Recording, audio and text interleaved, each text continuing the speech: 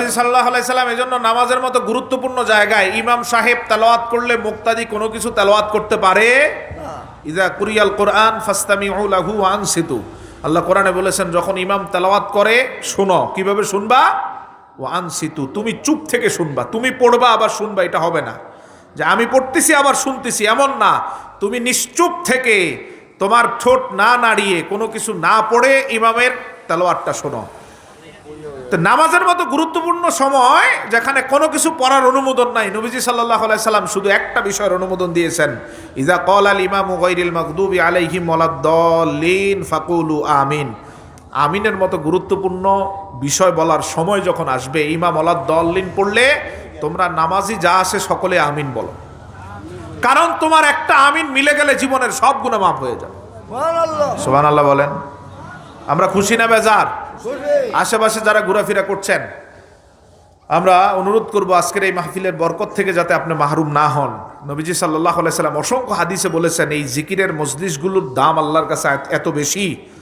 এক কথায় আল্লাহর হাবিব বলেছেন, আল্লাহ আমাকে জানিয়েছেন এখানে যেই আসবে তার কাউকে আল্লাহ খালি হাতে ফেরত দিবেন না। ওয়াহুম জুলাসাউন লা ইয়াশকা জুলাসাউহুম, অন্য বর্ণনায় ওহুম কওমুন লা ইয়াশকা জুলাসাউহুম। এই মাহফিল প্রোগ্রাম, জিকিরের মজলিস, এই সম্প্রদায়গুলোর দাম আল্লাহর কাছে এত বেশি, তাদের কাউকে আল্লাহ খালি হাতে ফেরত দেন না। কিছু না কিছু গুনাহ মাফ করে আপনাকে এখান থেকে বিদায়ের সুযোগ দিবেন, এটা হচ্ছে আপনার লাভ। আর আপনার কারণে আপনার আত্মীয় স্বজন যারা আজ কবরে আছে, আপনার এই আগমনকে, আপনার এই বৈঠককে, আপনার এই সময় ব্যয়কে কেন্দ্র করে আল্লাহ তাদের গুনাহ মাফ করে, আযাব বন্ধ করে, মর্যাদা বাড়িয়ে জান্নাত পর্যন্ত নিয়ে যাবে। ইবনে মাজার বর্ণনায় আল্লাহর হাবিব সাল্লাল্লাহু আলাইহি ওয়াসাল্লাম বলেন, ইন্নার রাজুলা লা তুরফাউ দারাজাতুহু ফিল জান্নাতি ফায়াকুলু আন্না হাযা ইয়া আল্লাহ ফায়ুকালু বিইস্তিগফারি ওয়ালাদিকা লাক। কবরে আমাদের মা বাবা যারা চলে গেছেন, এখন যারা কবরে অবস্থান করছেন, তারা দেখবেন হঠাৎ আল্লাহ কবরের আযাবকে বন্ধ করে দিলেন। সুবহানাল্লাহ কোন। শুধু বন্ধই করেন নাই, বন্ধ করার পর রব্বুল আলামিন কবরের মর্যাদা একটু একটু করে বাড়াতে বাড়াতে তাদেরকে একেবারে জান্নাতের কাছাকাছি নিয়ে যায়। লা তুরফাউ দারাজাতুহু ফিল জান্নাহ। বন্ধ করলেন আযাব, মর্যাদা বাড়াচ্ছেন, বাড়াতে বাড়াতে বাড়াতে বাড়াতে কারো কপাল সুপ্রসন্ন করে তার মর্যাদাটাকে জান্নাত পর্যন্ত নিয়ে যায়। বান্দা জিজ্ঞাসা করে, আন্না হাযা ইয়া আল্লাহ, মাবুদ কোন আমলের কারণে, কোন নিয়ামতের কারণে আজকে আমার কবরের আযাবই শুধু বন্ধ হলো না, মর্যাদা বাড়িয়ে জান্নাতটা পর্যন্ত কাছাকাছি নিয়ে আসলেন। আল্লাহ সুবহানাহু ওয়া তাআলা জান্নাতের কাছে আমাকে নিয়ে আসলেন। আল্লাহ তখন উত্তর দেন, তোমার কারণে নয়, তোমার আমলের কারণে নয়, বরং তোমার রেখে আসা সন্তান সন্ততির মধ্যে এই মুহূর্তে যারা নেকের কাজে নিয়োজিত হয়ে তোমার গুনাহ মাপ চায়, আমি আল্লাহ তাদের কারণে তোমার কবরের আযাবকে বন্ধ করে তোমার মর্যাদা জান্নাত পর্যন্ত নিয়ে আসি। তা আমাদের কারণে কবরবাসীরা আজকে কিছু নিয়ামত পাওয়ার সুযোগ আছে না নাই? আছে। নিজেও পাবেন, আপনার কারণে কবরবাসীও পাবে। অতএব এই দামি মূল্যায়ন এবং মূল্যবান মজলিসের দাম আপনি বুঝতে হয়তো ব্যর্থ হচ্ছেন, বিদায় দোকানে ঘোরাফেরা করছেন, আশেপাশে সময় ব্যয় করছেন। আমরা বিনীত অনুরোধ করব, এই মজলিসের পরিপূর্ণ নিয়ামত হাসিলের জন্য আমরা প্যান্ডেলে এসে আল্লাহর রসুলের হাদিস এবং আল্লাহর কোরআনের বাণী শোনার জন্য নিজেকে প্রস্তুত করি। আল্লাহ কবুল করুক, বলেন আমিন। সূরা আম্বিয়ার 107 নম্বর আয়াতের আলোকে আমরা কিছু কথা নিবেদন করব। আল্লাহ সুবহানাহু ওয়া তাআলা আল্লাহর হাবিবের শান এবং আজমতকে সর্বোচ্চ আসনে সমাসীন করে বলেন, ওমা আরসালনাকা ইল্লা রাহমাতাল লিল আলামিন। বড় আজীব এক শব্দ যুক্ত করে রাসূলের পরিচয় আল্লাহ দিয়েছেন এই আয়াত। আল আলামিন শব্দটাকে নবীজির পরিচয় দেওয়ার জন্য আল্লাহ ইনক্লুড করলেন। এই একই শব্দ দিয়ে আল্লাহ নিজের পরিচয় ব্যবহার করেছেন সূরা ফাতিহাতে, আলহামদুলিল্লাহি রাব্বিল আলামিন। একই শব্দ দেখেন, আল্লাহ বলেন প্রশংসা সেই সত্তার, যেই সত্তা তামাম আলামিনের রব, যিনি তামাম আলামিনের পরিচালনাকারী, তামাম আলামিনকে যিনি, এই বিশ্ব জগৎকে যিনি লালন পালন করেন, প্রশংসা তারই হবে। এই এক শব্দ দিয়ে রাসূলুল্লাহর পরিচয় দিয়ে আল্লাহ বলেন রহমত এবং নবী হচ্ছেন আমার রাসূল সাল্লাল্লাহু আলাইহি ওয়াসাল্লাম। কতটুক সীমানার? ইমাম ফখরুদ্দিন রাজি রহমতুল্লাহি আলাইহি তাফসীর করেছেন, আল্লাহর রুবুবিয়তের সীমানা যতটুক, রাসূলের নবুয়ত এবং রিসালাতের সীমানা ততটুক। জোরে বলেন না সুবহানাল্লাহ। এর আগে যত নবী আল্লাহ পাঠিয়েছেন নির্দিষ্ট ভূখণ্ড, দেশ, মহাদেশ, প্রদেশ নির্ধারণ করে দিয়ে আল্লাহ পাঠিয়েছেন। নির্ধারিত সীমানার বাহিরে দায়িত্ব দিয়ে আল্লাহ পাঠান নাই। ছোট্ট ছোট্ট ভূখণ্ড, ধরুন আমাদের এই 47,000 বর্গ মাইলের মতো জায়গার দায়িত্ব দিয়ে কখনো কখনো 12-13 জন নবী পাঠিয়েছেন একসাথে। বনি ইসরাইলের এট এ টাইম 12 জন নবী এতটুক ভূখণ্ডের দায়িত্ব পালন করেছেন। অসংখ্য নবী এসেছেন, কিন্তু প্রত্যেকের বাউন্ডারি নির্ধারিত। শুধু রাসূলুল্লাহ সাল্লাল্লাহু আলাইহি সাল্লামের ব্যাপারে আল্লাহ বলেছেন নবীজির সীমা পরিসীমা নাই, দেশ মহাদেশ নাই, খণ্ড ভূখণ্ড নাই। একেবারে আরশে আজিমের উপর লামাকান থেকে তাহতাস সারা পর্যন্ত আমার সৃষ্টির সীমানা যতটুক, রাসূলের রহমত এবং নবুয়তের সীমানা ততটুক। খুশি না বেজার? খুশি। কারণ আল্লাহর হাবিব সাল্লাল্লাহু আলাইহি সাল্লাম নিয়ামত যত বেশি প্রাপ্ত হবেন এর বেনিফিট আমরা উম্মত হিসাবে পাবো, ঠিক না বেঠিক? তো আল্লাহ বলেন ওমা আরসালনাকা ইল্লা রাহমাতাল লিল আলামিন, আমার হাবিবকে আমি শুধু মানুষের সাথে সম্পৃক্ত করি নাই, সংযুক্ত করি নাই, আমার সৃষ্টি জগতের সকল অনুপরমাণু তনুমন সব সৃষ্টির সাথে আমার রাসূলের সম্পর্ক করে দিয়েছে। সুবহানাল্লাহ। এজন্য দেখবেন এই পৃথিবীতে যাদের জীবন আছে তারা নবীকে চিনে, যাদের জীবন নাই তারাও নবীকে চিনে, যারা জড় পদার্থ তারাও নবীকে চিনে, যারা জীব পদার্থ তারাও নবীকে চিনে। কথা বলতে পারে না, নবীকে চিনে। বাক শক্তি নাই, অনুভূতি শক্তি নাই, নবীকে চিনে। আমাদের কাউকে চিনে না, পৃথিবীর কারো সাথে সম্পৃক্ততা নাই, কিন্তু রাসূলের সাথে সম্পৃক্ততাই না, শুধু আল্লাহর হাবিবকে সব সময় সালাম দেয়। আমরা খুশি না বেজার? দেখেন আমি বলি কয়েকটা বিষয় শর্টে, ভূমিকাতে। পাহাড় নির্দিষ্ট একটা জায়গায় দাঁড়িয়ে থাকে না, বল জিবালা আওতাদা, খুঁটি আল্লাহ বলেছে। কথা বলতে পারে না, নড়তে পারে না, আপনি সারাদিন আঘাত করলো কোনো অনুভূতি শক্তি নাই, আঘাত পাচ্ছে এইরকম অনুভূতি প্রকাশ করতে পারে না। আমাদের কাউকে চিনে না, আমরাও শুধু জানি পাহাড় দাঁড়িয়ে আছে এতটুক। সেই বুখারীর বর্ণনা, নবীজি সাল্লাল্লাহু আলাইহি সাল্লাম উহুদ পাহাড়ের সামনে দাঁড়িয়ে সাহাবীদের বললেন, ও সাহাবীরা এই পাহাড় সম্পর্কে বলো। সাহাবায়ে কেরাম বললেন, ইয়া রাসূলুল্লাহ, মদিনার থেকে 6 কিলোমিটার দূরে অবস্থানকৃত একটা পাহাড়, এটাকে আমরা উহুদ হিসাবে জানি, এর থেকে আর কিছু জানি না।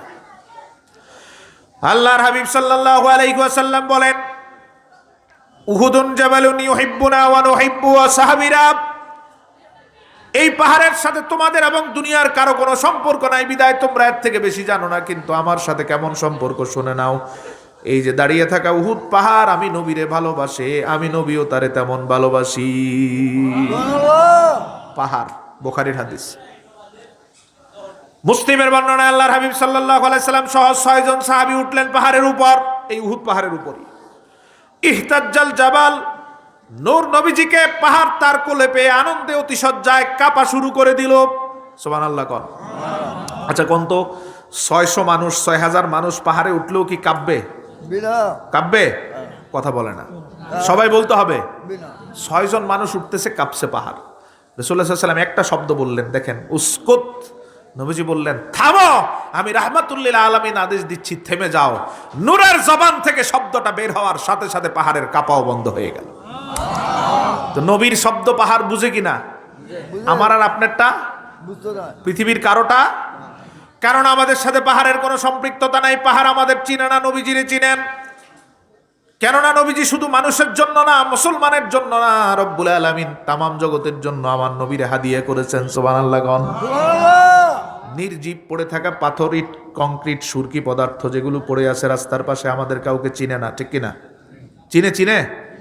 এই যে রাস্তার পাশে ইট কংক্রিট পড়ে আছে, চিনে না, কথা বলে না, আপনি আঘাত করলেও কোনো অনুভূতি শক্তি ব্যক্তই করতে পারে না, নির্জীব, জীবন নাই, পড়ে আছে। তামাম দুনিয়ার কারো সাথে কোনো সম্পর্ক নাই, কিন্তু নবীজির সাথে কেমন সম্পর্ক? সহিহ মুসলিমের হাদিস। আল্লাহর হাবিব সাল্লাল্লাহু আলাইহি ওয়াসাল্লাম বলেন, ইন্নী লা আরিফু হাজারাম বিমাক্কাতা কানা ইউসাল্লিমু আলাইয়া ওয়া ইন্নী লা আরিফুহু আল-আন। আল্লাহর হাবিব সাল্লাল্লাহু আলাইহি ওয়াসাল্লাম বলেন, 53 বছর বয়সে নবীজি মদিনায় হিজরত করে গেলেন। হিজরতের পরে হাদিসটা বলতেছেন, ও সাহাবীরা, আমি নবী, তখনও নবুয়ত আমার প্রকাশ হয় নাই, 40 বছর আগে। আমি যখনই মক্কার রাস্তা দিয়ে বের হতাম, মক্কার ওই বড় পাথরটা আমারে দেখলেই সালাম দিত। কে সালাম দেয়? জোরে বলেন। রাসূলকে চিনে কি চিনে না? চিনে।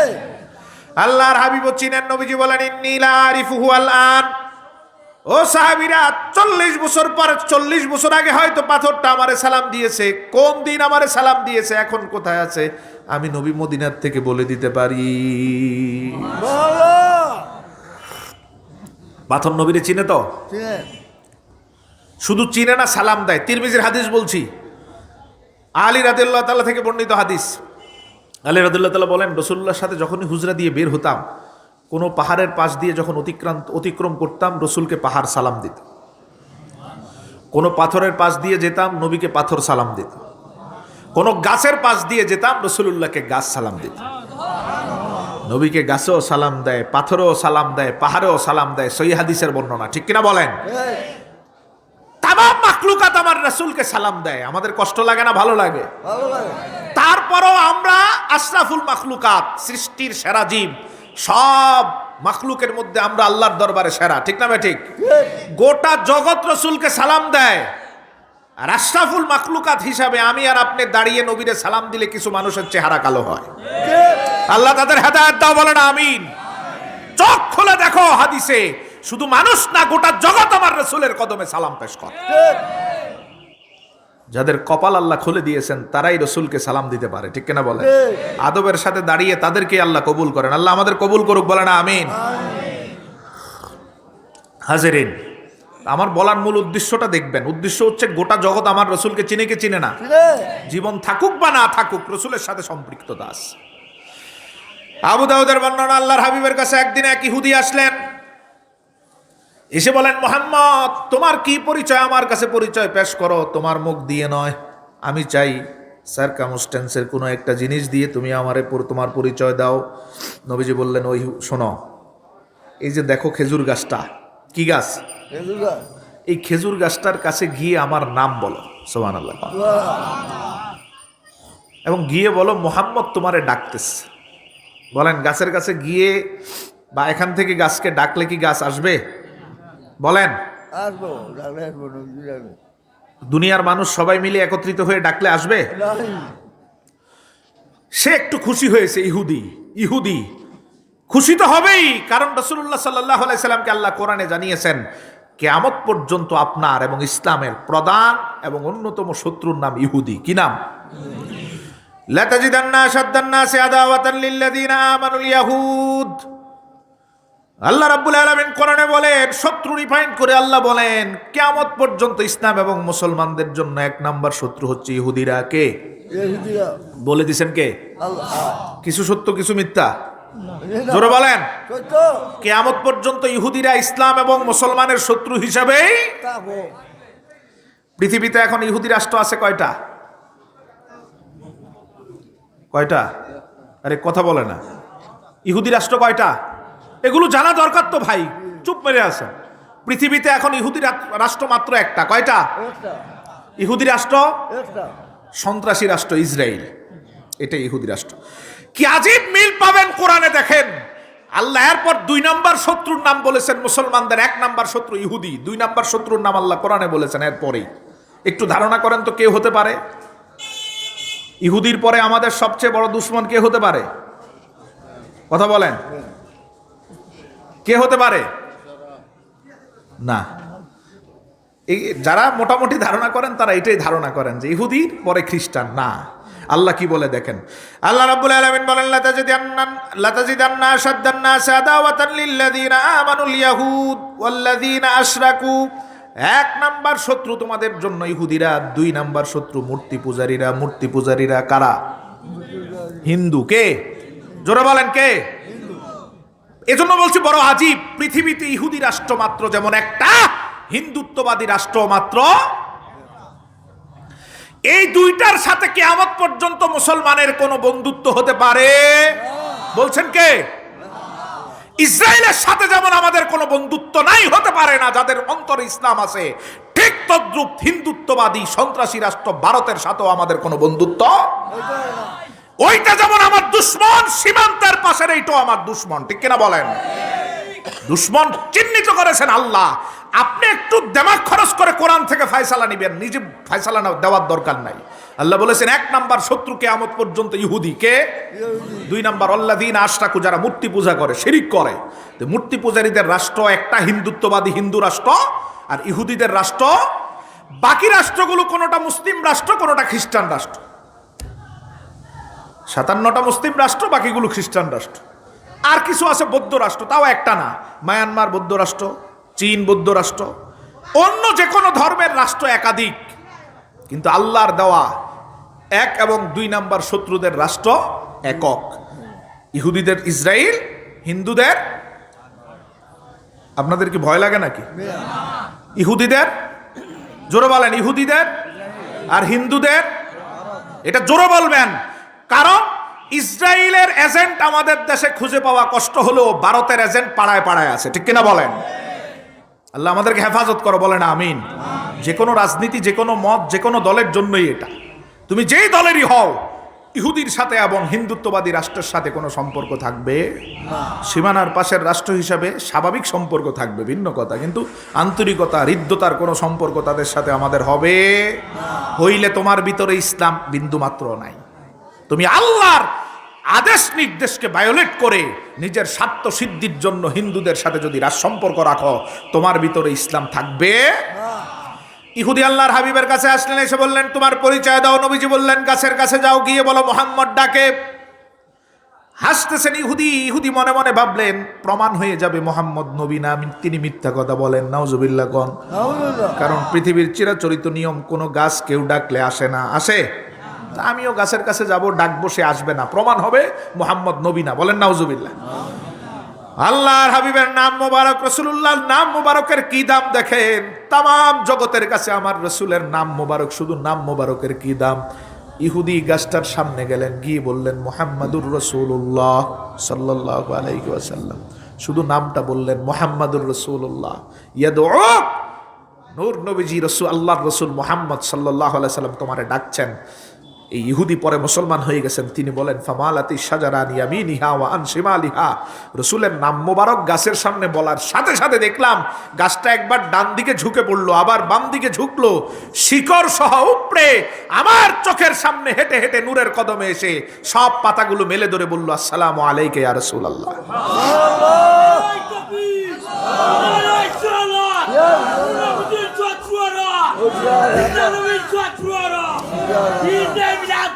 আমার ভাইয়েরা, গাছ নবীরে চিনে কি চিনে না? আমার বলার উদ্দেশ্য এতটুকু, গাছ নবীরে চিনে কি চিনে না?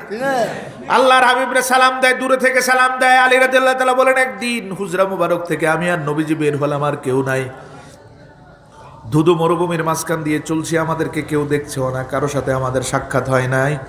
কিন্তু নূর নবীজি দেখি সারাক্ষণ শুধু সালামের জবাব দিচ্ছেন। সুবহানাল্লাহ। আমি আজীব, কেউ সালাম দেয় না, রাসূল জবাব দেন কার? কিছুক্ষণ পর নবীজিরে জিজ্ঞেস করলাম, নবীজি বলেন ও আলী, যতটুক রাস্তা হাঁটলাম, রাস্তার 2 পাশে এমন কোন গাছ নাই যে আমারে সালাম দেয় না। গাছ নবীরে চিনে কি চিনে না? পাথর নবীরে চিনে কি চিনে না? কারণ এই আয়াত ওমা আরসালনাকা ইল্লা রাহমাতাল লিল আলামিন। নবী তো শুধু আমাদের নয়, নবী তো শুধু মানুষের নয়, তিনি তামাম জগতের সব সৃষ্টি উপাদানের, তামাম জগতের জন্য রব্বুল আলামিন আমার নবীর রহমত করে পাঠিয়েছেন। তিনি রহমত গোটা জগতের জন্য। সুবহানাল্লাহ। তাতে আমাদের খুশি বেশি না কম? খুশি। আল্লাহর হাবিব রহমত, এতে আর কোনো সন্দেহ নাই। গোটা জগতের অসংখ্য হাদিস আছে, এবং আল্লাহর হাবিবের আদেশ মান্য করে গোটা জগতের সবাই। মুশরিকরা এসে রাসূলুল্লাহকে বললেন, মুহাম্মদ, চাঁদের সাথে তোমার কোনো সম্পর্ক আছে কিনা দেখাও তো। রাসূলুল্লাহ সাল্লাল্লাহু আলাইহি সাল্লাম ডান হাতের শাহাদাত আঙ্গুলিটা চাঁদের দিকে দেখিয়ে একটু এভাবে রেখা টানলেন। ইকতারাবাতিস সাআতু ওয়ান শাক্কাল কমার। আল্লাহ কোরআনে আয়াত নাজিল করেছেন। ওরা দেখতে চেয়েছে চাঁদের সাথে আমার রাসূলের সম্পর্ক, আমি দেখিয়ে দিলাম রাসূলুল্লাহর জবান মুবারকের শব্দের দরকার হয় না। নূরের আঙ্গুল মুবারক একটু ইশারা করলেই 4টা ফেটে 2 টুকরা হয়ে যায়। সম্পর্ক আছে না নাই? আছে। পৃথিবীর সবচেয়ে বড় সৃষ্টি আল্লাহর সূর্য। এই সূর্যের সাথে আমার রাসূলের কেমন সম্পর্ক দেখেন। আলী রাদিয়াল্লাহু তাআলা একদিন একটা কাজে ব্যস্ত থাকার কারণে আসরের নামাজ পড়তে পারে নাই। আসরের নামাজ পড়ে নাই, সূর্য ডুবে গেছে, মাগরিবের সময় হয়ে গেছে। হাওয়া করে এসে রাসূলের কাছে কান্না শুরু করলেন, ইয়া রাসূলুল্লাহ, আসর তো পড়তে পারি নাই। নবীজি সাল্লাল্লাহু আলাইহি সাল্লাম আলীরে বললেন, থামো, কান্নার দরকার নাই। আলী রাদিয়াল্লাহু তাআলা বলেন, আমি রসুলের নূরের চেহারার দিকে তাকিয়ে আছি, আমি দেখলাম রসুল্লাহ ডুবন্ত সূর্যটা এটা ডুবে গেছে, শাহাদাত আঙ্গুল মুবারকটা এভাবে সূর্যের দিকে একটু ফিরালেন, ফিরানোর পর নবীজি আঙ্গুলটারে উপরের দিকে উঠাচ্ছেন। রসুল্লাহর আঙ্গুল যেমন উপরের দিকে উঠতে লাগলো, সূর্যটাও ডুবন্ত সূর্য তার অবস্থান থেকে উপরে উঠতে লাগলো। চিনে কি চিনে না? এই পরিচয় করিয়েছেন কে? আমার সাল্লাকা ইল্লা রাহমাতাল লিল আলামিন। তিনি সম্পৃক্ত করে আমাদের জানিয়ে দিচ্ছেন, আমার নবী মুহাম্মদ শুধু মুসলমানের জন্য না, মানুষের জন্য না, তামাম জগতের জন্য, সবার জন্য। রব্বুল আলামিন জগতের সবার সাথে আমার রাসূলের সম্পৃক্ততা করেছেন, সবার সাথে সম্পৃক্ততা করেছেন, সবাইকে চিনিয়েছেন। পৃথিবীতে এমন কোন পৃথিবী নয়, আল্লাহর গোটা সৃষ্টি জগতে আল্লাহর এমন কোন সৃষ্টি নাই যেই সৃষ্টিতে আমার রাসূলকে চিনে না, নবীজির কদমে সালাম দেয় না, নবীজি যা বলে তা শোনে না, এমন কোন সৃষ্টি নাই। তো আমার আরসালনাকা ইল্লা রাহমাতাল লিল আলামিন, রাসূল গোটা জগতের জন্য রহমত। আমার আলোচনা এখান থেকে সামনে মূল বিষয়টা আমরা এতটুক বুঝলাম, নবীজি রহমত, সবার জন্য রহমত, গোটা জগতের জন্য রহমত, আল্লাহর কুল কায়নাতের গোটা সৃষ্টির জন্য রহমত, তাতে কোনো সন্দেহ নাই। গোটা জগৎ আমার রাসূলের রহমত ভোগ করে শুধু দুনিয়ায়, আমরা মুসলমানরা রাসূলের কতটুকু রহমত পাবো, এটা হচ্ছে মূল আলোচনা। গোটা জগৎ আমার রাসূলের রহমত ভোগ করবে শুধু দুনিয়ায়, আমাদের কপালটাকে আল্লাহ এমন সুপ্রসন্ন করেছেন রাসূলের উম্মত করে, আল্লাহ আমাদেরকে শুধু দুনিয়ায় রাসূলের রহমত ভোগ করাবেন না, তিন জগতে আমরা মুখামুখি হব। দুনিয়ার থেকে যাব কবরে, কবর থেকে যাব হাসরে, এই তিনও জগতে মুসলমানদের জন্য, ইমানদারদের জন্য রাসূলের রহমত আল্লাহ রেখে দিবেন। আমরা খুশি না বেজার? আমরা এখন আছি কোথায়? দুনিয়ায়। বলেন কোথায়? রাসূলের রহমত আছে না নাই? দুনিয়ার থেকে যাব কবরে, সেখানে রাসূলের রহমত থাকবে না? থাকবে। সবাই কি বিশ্বাস করেন কবরে রাসূলের রহমত আছে না নাই? নাকি ঘুমটাওয়ালাদের মতো? ঘুমটাওয়ালা চিনেন কিনা জানি না। ঘুমটাওয়ালা আহলে হাদিস নামে আহলে খবিশ, ওই খবিশগুলোর আকীদা হচ্ছে নবী নাকি কবরে, উম্মত দূরে থাক, নবীর মেয়ে ফাতেমাকেও চিনবে না। আমাদের আকীদা কি এমন? নবী কবরে আমাদের চিনবে কি চিনবে না? রাসূলের রহমত কবরে আছে না নাই? যারা বলে আমার রাসূল কবরে, তার উম্মতকে চিনবে না, তাদের সাথে কোরআন হাদিসের কোনো সম্পর্ক নাই। এগুলো ওই ইসরায়েলের মোসাদের দালাল, বাংলাদেশে আছে মুসলমানের ঈমান নষ্ট করার জন্য। তা আমরা এখন আছি দুনিয়ায়, রাসূলের রহমত দুনিয়ায়। আমরা যখন কবরে যাব, সেখানে নবীর রহমত থাকবে কি থাকবে না? কবরের পরে চিরস্থায়ীভাবে আল্লাহ আমাদেরকে পরকালে নিবেন হাসরের মাধ্যমে, সেখানেও আমার রাসূলের রহমত থাকবে। তিন জায়গায় আমার রাসূলের রহমত আমাদের জন্য রাখবেন। এটাই ওমা আরসালনাকা ইল্লা রাহমাতাল লিল আলামিন। কতটুক রহমত আমারে আর আপনারে আল্লাহ দিলেন নবীজির মাধ্যমে, এটা জেনে নেন। নবী রহমত, কোনো সন্দেহ নাই, গোটা জগতের জন্য রহমত। আমার আর আপনার জন্য রহমত শুধু দুনিয়ায় না, গাছের জন্য রহমত শুধু দুনিয়ায়, মাছের জন্য রহমত শুধু দুনিয়ায়, কাফেরের জন্য রহমত শুধু দুনিয়ায়, কিন্তু ইমানদারের জন্য রহমত শুধু দুনিয়ায় না। দুনিয়ার পর ইমানদার যাবে কবরে, সেখানেও রহমত। কবরের পর ইমানদার যাবে হাসরে, সেখানে আমার রাসূলের রহমত সবচেয়ে বেশি। কারণ এটা হচ্ছে উসুল। রাসূলুল্লাহ সাল্লাল্লাহু আলাইহি সাল্লাম বলেছেন, দুনিয়াতে তোমরা যত কষ্ট ভোগ করবা, দুনিয়ার থেকে কয়েক হাজার গুণ বেশি কষ্ট কবরে। দুনিয়ার থেকে বেশি কষ্ট কবরে। দুনিয়ার থেকে বেশি কষ্ট না কম কষ্ট? মাঝে মাঝে একটু পেরেশান হয়ে গেলে মানুষ মৃত্যু কামনা করে, মনে করে মৃত্যুর পরে কবরে মনে হয় শান্তি। আরে ভাই, এখানে যতটুকু কষ্ট পাচ্ছ তার থেকে বেশি তো সেখানে। কবরে যতটুকু কষ্ট তার থেকে হাজার গুণ বেশি কষ্ট হাসরে। এটা উসুল। এখান থেকে এখানে বেশি, ওইখান থেকে ওইখানে আরো বেশি। আর রাসূলের রহমতটা আমাদের জন্য এমন, যতটুক দুনিয়াতে আমরা পাচ্ছি পাবো, তার থেকে বেশি পাবো কবরে। কবরে যতটুক পাবো তার থেকে বেশি পাবো হাসরে। কষ্ট যেখানে বেশি, রহমত সেখানে। আর রহমত তো সেটাই যেটা কষ্টকে দূর করে শান্তি প্রতিষ্ঠা করে দেয়। যেখানে রহমত সেখানে আযাব থাকতে পারে। ওমা আরসালনাকা ইল্লা রাহমাতাল লিল আলামিন। আমার রাসূল রহমত, গোটা জগতের জন্য রহমত। মূল জায়গা আমার জন্য কতটুক রহমত? আমার জন্য, আমার রাসূল ইমানদারের জন্য তিন জায়গায় রহমত। দুনিয়াতেও তিনি রহমত, কবরেও তিনি রহমত, হাসরেও তিনি রহমত। সুবহানাল্লাহ কোন? সুবহানাল্লাহ। দুনিয়ার রহমত জায়গা করে করে বলবো। এক, দুনিয়ার রহমত আল্লাহ কোরআনে বলেছেন সূরা আরাফ ওয়ায়াদাউ আনহুম ইসরাহুম ওয়াল আগলাল আল্লাতী কানাত আলাইহিম। কত বড় রহমত তিনি আমার আপনার জন্য দুনিয়ায় আল্লাহ বলে দিয়েছেন। শুধু দেখেন, রব্বুল আলামিন বলেন, এত বড় রহমত হিসাবে আমার নবীরে দুনিয়ায় আমি প্রেরণ করেছি, তোমার ইমানদারের কিয়ামত পর্যন্ত মাথার উপর যত কষ্ট, সব কষ্ট তিনি তার রহমত দিয়ে দূর করে দিয়েছেন। কে দূর করেছেন? নবীজি। কে দূর করেছেন? আল্লাহ বলতেছেন নবীজি দূর করেছেন। ওয়ায়াদাউ আনহুম ইসরাহুম ওয়াল আগলাল আল্লাতী কানাত আলাইহিম।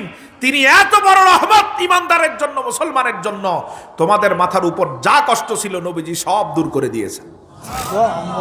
খুশি না বেজার? এটা এক নাম্বার শুধু দুনিয়ার রহমত। কোথার রহমত? যা কষ্ট ছিল আগের নবীর যুগেও কষ্টগুলো ছিল, আমার রাসূলের মাধ্যমে আল্লাহ সুবহানাহু ওয়া তাআলা তা দূর করে দিয়েছেন। কি কি কষ্ট দেখেন। অন্য কোন নবীও দোয়া করে এই কষ্ট দূর করতে পারে নাই তার উম্মতের কাছ থেকে। আমার রাসূলের রহমত আল্লাহর কাছে এত বড়, নবীজি দোয়া করার সাথে সাথে ওই কষ্টগুলো আল্লাহ তুলে নিয়েছে। দেখেন, পোশাকে যদি কোনো নাজাসাত লাগে, জামায় যদি প্রস্রাব লাগে, ওই জামা দিয়ে নামাজ পড়লে হবে? কি করতে হবে? কাপড় পাক, দেহ পাক, জায়গা পাক, তিনটা ফরজ। কাপড় পাক করতে হবে, প্রস্রাব লাগলে আপনার ওই প্রস্রাবটা দূর করতে হবে। অন্য নবীর উম্মতরা কিভাবে দূর করতো, আমরা কিভাবে দূর করি, এইটা দেখলে বুঝবেন রাসূল কত বড় রহমত। আবু দাউদের কিতাবুত তাহারাতের হাদিস, রাসূলুল্লাহ বলেন, ইজা আসাবাহুমুল বাউলু ফি সিয়াবি আহাদিহিম ফাকাতাউ মা আসাবাহুমুল বাউল।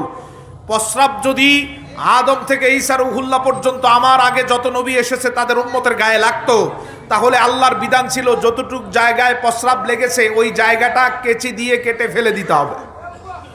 সহজ না কঠিন? বুঝেন বুঝেন, সহজ না কঠিন? বাচ্চা কোলে নিলেন, প্রস্রাব করে দিল, এখন আপনি যতটুক জায়গায় প্রস্রাব লাগছে এটা কেচি দিয়ে ফেলে দিতে হবে। সহজ না কঠিন? এই জামা কি আর পরা যাবে? কত নবী আল্লাহর দরবারে বললেন, রব্বুল আলামিন এভাবে জামা, এইভাবে পোশাক কাটার বিধানটারে আমি চাই একটু হালকা করে দেন, যাতে উম্মত সহজে ওযু করতে পারে, পবিত্র হতে পারে। আল্লাহ করেন নাই। আমার হাবিব আল্লাহর দরবারে বললেন, রব্বুল আলামিন আমি চাই আমার উম্মতের জন্য ওযুর ব্যবস্থাটা সহজ করে দেন, পবিত্রতার ব্যবস্থা।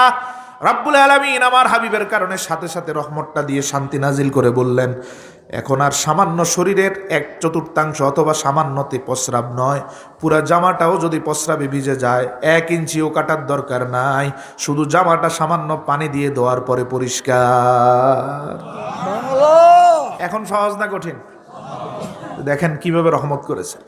আজকেও যদি এমন কাটার বিধান থাকতো, ঈসা, মূসা, ইব্রাহিম, ইসহাক আলাইহিস সালাম থেকে শুরু করে আদম আলাইহিস সালাম পর্যন্ত সব নবীর একই শরীয়ত, এই শরীয়তটা যদি বলবৎ থাকতো, মুসল্লি খুঁজে পাওয়া যেত না, ইমাম মুয়াজ্জিন খুঁজে পাওয়া দুষ্কর হতো। কে এত জামা কাটবে আর পবিত্র হবে? কি সেনসিটিভিটির সাথে আপনার জীবন পরিচালনা করতে হবে? কোনো বাচ্চার পোশাক, কোনো বাচ্চার প্রস্রাব, গরু অথবা যে কোনো প্রস্রাব আপনার শরীরে আসতে পারবে না। কি সতর্ক থাকতে হবে আপনাকে। সতর্ক থাকার পরও ভুল হয়ে যায়, হয় না? ভুল হলেই পোশাক শেষ। তিনি রাহমাতুল্লিল আলামিন, দুনিয়ার রহমত এবং সব কষ্ট দূর করে দিয়েছেন। একটা দুইটা কষ্ট নয়, আমার রব এজন্য বলেছেন তোমাদের মাথার উপরে যা কষ্ট ছিল আমার নবী সব দূর করে দিয়েছেন। সুবহানাল্লাহ। দেখেন আমাদের বয়স কত হবে, নবীজি বলছেন আমার উম্মতি মিন 60 ইলা 70। ইবনু মাজার হাদিস। রাসূলুল্লাহ সাল্লাল্লাহু আলাইহি ওয়াসাল্লাম বলেন আমার উম্মতের গড় আয়ু হবে 60 থেকে 70 বছর। কত বছর? গড় আয়ু। গড়, প্রত্যেকটা রাষ্ট্রের একটা গড় হায়াত আছে, আয়ু আছে। উম্মতে মুহাম্মদীর গড় আয়ু হচ্ছে 60 থেকে 70 বছর। আর বনি ইসরাইলের এক একজন 800-900 বছর পর্যন্ত হায়াত পেয়েছে, পায় নাই? নূহ আলাইহিস সালাম 950 বছর শুধু দাওয়াতে দিছে। নমরুদের নাম আমরা শুনি, জালেম স্বৈরাচারী শাসক। নমরুদ 400 বছর পৃথিবী পরিচালনা করছে। মানে এক একজন হায়াত কত বিশাল পেত দেখেন। মুসনাদ আহমদের হাদিসে রাসূলুল্লাহ সাল্লাল্লাহু আলাইহি ওয়াসাল্লাম বলেছেন বনী ইসরাইলের এমন অনেক আবেদ ছিল যারা টানা 300 বছর এমন ভাবে ইবাদত করেছে, ওই 300 বছরে একটা গুনাহ করে না। সুবহানাল্লাহ।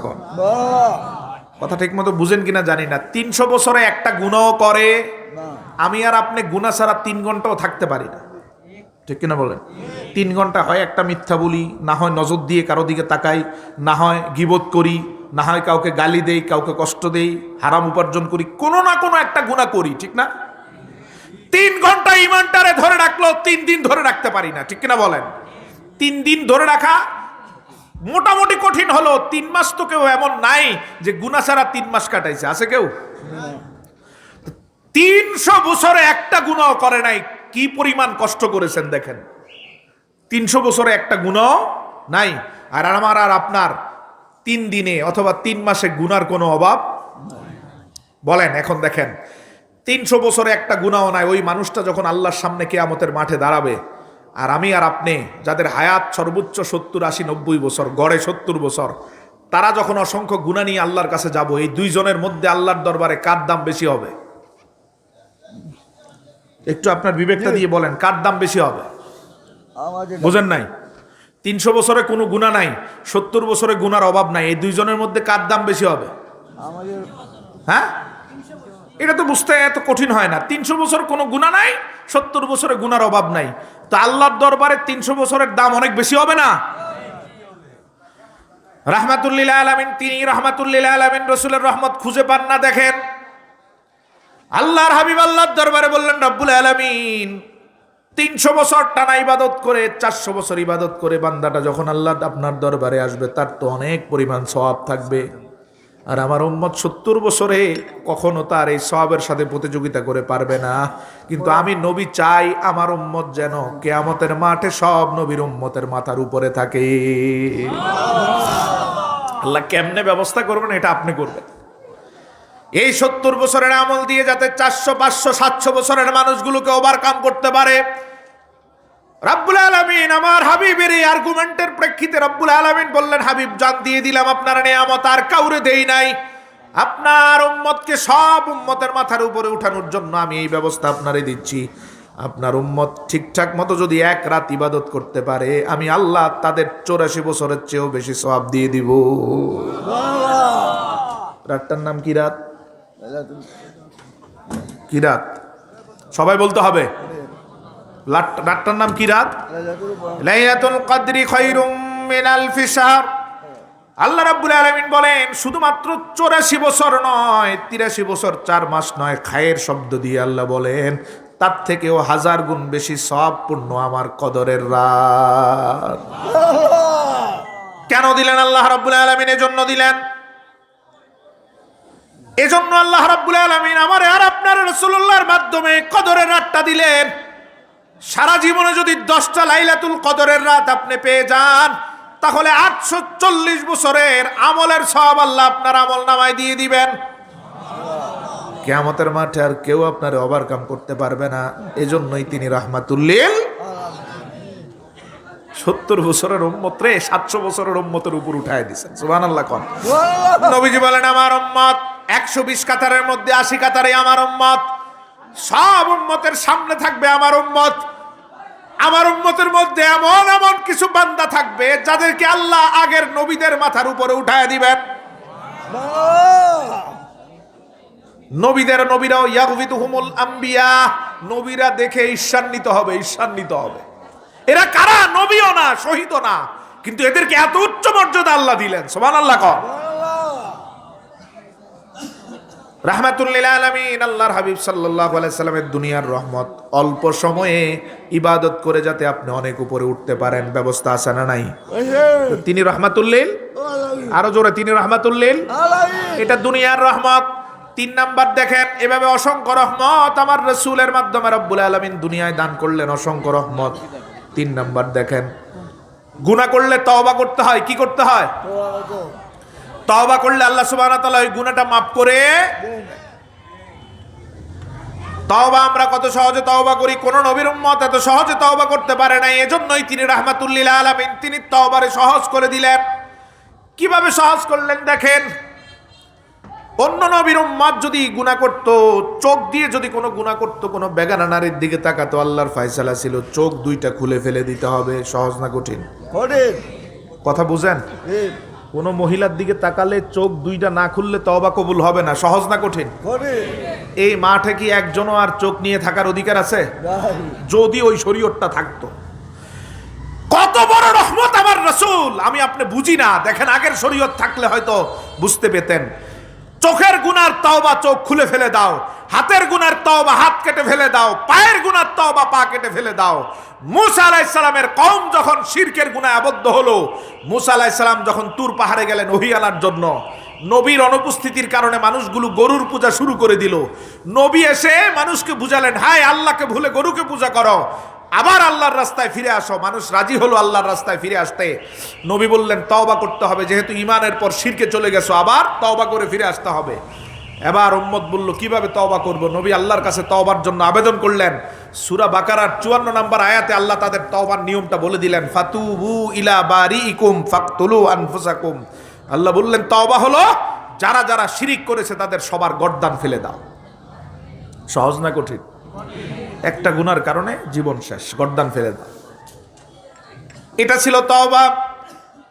আল্লাহর হাবিব সাল্লাল্লাহু আলাইহি সাল্লাম কোথায় রাহমাতুল লিল আলামিন, দুনিয়ায় কি রহমত দিলেন। আল্লাহর হাবিব দেখলেন কোন নবীর তওবা চোখ খুলে ফেলে দেওয়া, কোন নবীর উম্মতের তওবা হাত কেটে ফেলে দেওয়া, কোন নবীর উম্মতের তওবা পা কেটে ফেলে দেওয়া, মুসা নবীর উম্মতের তওবা গর্দানটা উড়ায় ফেলে দেওয়া। নবী আল্লাহর দরবারে আবার বললেন, রব্বুল আলামিন, আমার উম্মত আসবে শেষ জামানায়, গুনাহ করবে বেশি, গুনাহ করবে বেশি। আমার উম্মত আসবে শেষ জামানায়, গুনাহ করবে বেশি। তওবাটারে যদি আপনি এমন কঠিন করে দেন, উম্মত গুনার পরে কখনো ভুলেও তওবার কাছে আসবে না। তওবা করার কারণে যদি চোখ খুলে ফেলে দিতে হয়, কেউ কি তওবার কাছে আসবে? কথা কয় না। আপনারা কি কিছু বুঝেন না? তওবার কারণে যদি হাত কাটতে হয়, আপনি কি আসবেন তওবার কাছে? বরং দৌড়ে পালাবেন। এজন্য নবী আল্লাহর দরবারে যাতে বেশি সংখ্যক উম্মত সহজে জান্নাতে যেতে পারে, আল্লাহর দরবারে বললেন, রব্বুল আলামিন, আমার উম্মত পাঠাবেন সবার শেষে, গুনাহ করবে বেশি। আর আমি চাই তওবাটারে এমন সহজ করে দেন যাতে সকাল সন্ধ্যায় 1000 বার তওবা করে গুনাহ থেকে ফিরে আসতে পারে। সুবহানাল্লাহ। সাথে সাথে আল্লাহ আয়াত নাজিল করে বললেন, হাবিব, আর কোন নবীর জন্য এমন সহজ করি নাই, আপনি রাহমাতুল লিল আলামিন, আপনার জন্য এত সহজ করে দিলাম। এখন থেকে তওবার জন্য আর চোখও কাটতে হবে না, হাতও কাটতে হবে না, পাও কাটতে হবে না, গর্দান উড়াতে হবে না। সামান্য মুখ দিয়ে ইস্তেগফার করলেই গুনাহ মাফ হয়ে যাবে। রাহমাতুল লিল, কথা বলেন, রাহমাতুল লিল। দুনিয়াতে নবীর রহমত আছে না নাই?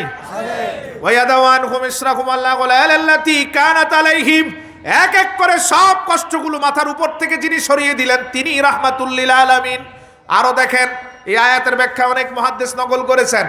আজকে আমরা যত সহজে নামাজ পড়ি, কোন নবীর উম্মত এত সহজে নামাজ পড়তে পারে নাই। কত কঠিন ছিল তাদের নামাজ। সব নবীকে আল্লাহর দেওয়া নির্ধারিত জায়গাটা নবীর মাধ্যমে চিনিয়ে দিতেন, ওই জায়গায় নামাজ পড়তে হবে, সব জায়গায় পড়লে হবে না। কেমন দেখেন, ধরেন এই বিশ্বনাথে উপজেলা সদরে বা বড় একটা জায়গাতে একটা জায়গায় নির্ধারিত থাকবে, পুরা বিশ্বনাথের মানুষ এসে এখানে নামাজ পড়তে হবে। সহজ না কঠিন? আচ্ছা, বিশ্বনাথ থেকে এমন গ্রাম আছে না যারা 12, 13, 14 কিলোমিটার দূরে আছে? ওই মানুষগুলো যদি ফজরের নামাজ ওই জায়গায় এসে পড়তে হয়, তাহলে তাদের রাতে 2টা 3টা রওনা দিতে হবে, ঠিক কিনা? ঘুম নাই। আপনি যেটারে কঠিন মনে করতেছেন, এটাই শরীয়ত, এটাই নিয়ম, এটাই পদ্ধতি ছিল সব নবীর। সব জায়গায় সেজদা দিলে হবে না, নির্ধারিত জায়গায় দূর থেকে এসে সেজদা দিতে হবে। রাহমাতুল লিল আলামিন কোথায়? আল্লাহর দরবারে বললেন, রব্বুল আলামিন, এত দূর যদি আমার উম্মতের নামাজের জায়গা, ডিস্টেন্সটা যদি এত দূরে রাখেন, উম্মত নামাজ পড়তে চাইবে না, ঠিক না ভাই? ঠিক। ঘরের পাশে মসজিদ, তারপরও ফজরে মুসল্লি খুঁজে পাওয়া যায় না। যদি 12 কিলোমিটার দূরে গিয়ে ফজরের বিধান দিতেন আল্লাহ, ইমাম মুয়াজ্জিনও খুঁজে পাওয়া যেত না। কে আজান দিবে এত দূরে? নবীজি জানেন উম্মতের সিস্টেম যত সহজ হয়, মানুষগুলো যাতে সহজে ইবাদত করে জান্নাতে যেতে পারে। এজন্য আল্লাহর দরবারে বললেন, আল্লাহ, আমি চাই আমার উম্মতের নামাজের জায়গাগুলো সংকীর্ণ করে দেন, শর্ট করে দেন, যাতে সহজে মানুষ নামাজ পড়ে আবার ফিরে আসতে পারে। সুবহানাল্লাহ। রাসূল চাইছেন, কথা বুঝেন তো? আগের সব নবীর জন্য নামাজের সিস্টেমটা ছিল কঠিন, অনেক দূরে গিয়ে গিয়ে নামাজ পড়তে হতো। তো নবী চাইছেন এত দূরে গিয়ে আমার উম্মত পারবে না, এদের মন হবে, শয়তানের মনের ভিতর জায়গা করবে, শয়তান ওয়াসওয়াসা দিবে, এমনিতেই নামাজ পড়তে চায় না, দূরত্ব হলে অজুহাত দিয়ে এমনি বাদ দিয়ে দিবে। নবী কোন নামাজের জায়গাটা সহজ করে দেন, যাতে শর্ট করে দেন, যাতে অনায়াসে নামাজ পড়ে আসতে পারে। আমার আল্লাহ আমার রাসূলের সাথে এমন ব্যবহার সারা জীবন করেছেন, নবী আল্লাহর কাছে যা চেয়েছেন আল্লাহ শুধু অতটুক দেন নাই, তার থেকে বেশি দিয়েছেন। নবী চাইছেন একটু শর্ট করে দেন, আল্লাহ কি দিয়েছেন? বুখারীর হাদিসে দেখেন, ওয়া জুইলাত লিয়াল আরদু কুল্লুহা মাসজিদা ওয়া তুহুরা। আমার হাবিব চেয়েছেন শর্ট করাতে। আল্লাহ বলেন, হাবিব আমি কতটুকু শর্ট করাবো না, এর থেকে বরং গোটা পৃথিবীটাকেই আপনার উম্মতের জন্য মসজিদ বানায় দিলাম। এখন যেখানেই দাঁড়ায় সেখানেই নামাজ কবুল, ঠিক না? বা ঠিক? হাওরের মাঝখানে দাঁড়ালে নামাজ হবে কি হবে না? এই মসজিদে আস্তে আস্তে আসর শেষ হয়ে যাবে, ঠিক না? বা ঠিক? হাওরের মাঝখানে দাঁড়ান, নামাজ হবে, রাস্তার পাশে নামাজ পড়েন হবে। জামাত মিস হয়ে গিয়েছে, বাসায় গিয়ে যদি আপনি নামাজ পড়েন হবে কি হবে না? ইচ্ছাকৃত না, অনেক দূর থেকে এসেছেন, জামাত পান নাই, এখন আর মানুষও নাই জামাতে নামাজ পড়ার, বাসায় গিয়ে নামাজ পড়তে হবে, ঠিক না? ভাই ঠিক? এটাই রাহমাতুল লিল আলামিন। আর দূরে গিয়ে কষ্ট করার দরকার নাই, আমার হাবিবের বদৌলতে, রহমতের বদৌলতে খুব অনায়াসে সহজেই সেজদা দিতে পারি। কার দ্বারা সিন্নি খাও, মোল্লা চিনো না। যে রাসূল শরীয়তকে এত সহজ করে দিয়েছেন, মোল্লা পাঞ্জাবি গায়ে দিয়ে, টুপি মাথায় দিয়ে মিম্বরে বসে সেই নবীর বিরুদ্ধে ফতুয়াবাজি করো। তোমার লজ্জা থাকা উচিত, আকল প্রসারিত হওয়া উচিত। ইলমে নবুয়তের খেদমতের নাম দিয়ে রাসূলের শানের বিরোধিতা যারা করে, আল্লাহ তাদের হেদায়েত, কপাল থেকে হেদায়েত উঠিয়ে নিয়েছেন। আমরা দোয়া করি যাতে আল্লাহ তাদের হেদায়েত দেন। কে এত সহজ করে দিল শরীয়ত? তুমি আজকে মুহূর্ত থেকে মুহূর্তে রাসূলের মহব্বতে কিছু করলেই তোমার মুখ কালো হয়ে যায়, ঠিক কিনা? ভাই ঠিক? আল্লাহ এদের হেদায়েত দাও, বলে না আমিন। আমরা এদের গালিগালাজ করি না, হেদায়েত চাই, ঠিক না? ভাই ঠিক? আল্লাহ সবাইকে হেদায়েত দাও, বলে না আমিন। রাসূলের ইশক মুহাব্বত বুঝার মতো কলিজা তাদের দাও, আমিন বলেন। আল্লাহর ওলিরা সারা জীবন এমনিতেই রাসূলের কদমে কাটিয়ে দেন। হাকিকত যারা বুঝবে তারা সারা জীবন রাসূলের কদমে নিজের জীবন কোরবান করবে, ঠিক না? ভাই আর যে বুঝবে না সে শুধু ফতুয়া খুঁজবে। আমার সাল্লাল্লাহু ইল্লা রাহমাতাল লিল আলামিন। প্রত্যেকটা যেদিকে নজর দিবেন, যে ইবাদত দিকে তাকাবেন, সেখানেই রাসূলের রহমত। আজকে যেই কোরবানি করেন, কোন নবীর উম্মত এত সহজ কোরবানি পায় নাই। কোরবানি ছিল কি ছিল না? ইব্রাহিম আলাইহিস সালামের যুগ থেকে পশুর মাধ্যমে, তার আগেও ছিল। আদম আলাইহিস সালামের যুগ থেকে কোরবানি আছে, সিস্টেম ভিন্ন। ইব্রাহিম আলাইহিস সালাম থেকে পশু কোরবানি। কিন্তু আমার রাসূলের কোরবানি আর 2,24,000 নবীর কোরবানির মাঝে আকাশ আর পাতালের তফাৎ। সুবহানাল্লাহ। কি ছিল সিস্টেম? দেখেন কত কষ্ট। সব নবীর উম্মতের কোরবানি আল্লাহ রাব্বুল আলামিন এমন কঠিন করে দিয়েছিলেন। কোরবানি করার পরে আল্লাহর বিধান ছিল, যিনি কোরবানি করবেন, কোরবানি করা পশুর থেকে তিনি এক টুকরা মাংসও খেতে পারবেন না। পুরা পশুর মাংসটাকে সদকা করে দিতে হবে। কি করতে হবে? ধরেন আমি কোরবানির পশুটা কিনলাম, আমি আমার পরিবার এখান থেকে খেতে পারবো না, এই পুরা পশুটার এই চামড়া, গোশত সহ সব সদকা করে দিতে হবে। সহজ না কঠিন? রাহমাতুল লিল আলামিন আল্লাহর দরবারে বললেন, রব্বুল আলামিন সঞ্চয়ের টাকা দিয়ে আমার উম্মত কোরবানির পশুটা কিনবে। তার ছোট্ট ছোট্ট বাচ্চা, ছোট্ট ছোট্ট শিশু বাচ্চার সামনে কোরবানির পশুটা জবাই হবে। পুরা কোরবানির মাংসটা যদি দান করে দেওয়া হয়, বাচ্চাগুলো কষ্ট পাবে, সেও কষ্ট পাবে। এজন্য আমি চাই এখন থেকে কোরবানির মাংস যাতে সেও খেতে পারে, আবার মানুষকেও দিতে পারে। সূরা হজের 2টা আয়াত নাজিল করলেন আল্লাহ, ফাকুলু মিনহা ওয়া আতিমুল বাঈসাল ফাকির ফাকুলু মিনহা ওয়া আতিমুল কানিআ ওয়াল মুতার। রব্বুল আলামিন বললেন, কোরবানির বিধান সিস্টেমটারে পরিবর্তন করে দিলাম। এখন যিনি কোরবানি দিবেন তিনিও খেতে পারবেন, আবার তিনি যিনি দেয় না তার জন্য ব্যবস্থা করে দিবেন। সুবহানাল্লাহ। এই যে গোশত খান কেন? রাসূলের রহমত। আর না হয় গোশত কপালে জুটতো, চামড়া মাদ্রাসায় যেত।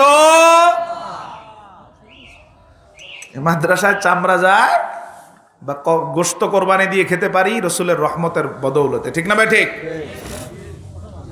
ওমার সাল্লাল্লাহু ইল্লা রাহমাতাল লিল আলামিন। প্রত্যেকটা জায়গায় জায়গায় আজকে আমরা যেভাবে কোরবানি করি, এই কোরবানি রাসূল আমাদের শিক্ষা দেয় নাই। আমার ভাইরা একটু কথা বলি নেই, যেহেতু 2টা আয়াত বলেছি আমি, আল্লাহ নির্দেশিকা দিয়েছেন গোশত পদ্ধতি, বন্টন পদ্ধতি কেমন হবে। ফাকুলু মিনহা ওয়া আতিমুল বাঈসাল ফাকির ফাকুলু মিনহা ওয়া আতিমুল কানিআ ওয়াল মুতার। আল্লাহ বললেন তুমি কোরবানি দিয়ে একটা অংশ তুমি খাও, আর 2 প্রকারের মানুষ থাকবে, কোরবানি দিবে না, আবার তোমার দরবারে, তোমার দরজায়ও আসবে না। কোরবানি না দেওয়া মানুষগুলো দুই প্রকার হবে। কয় প্রকার?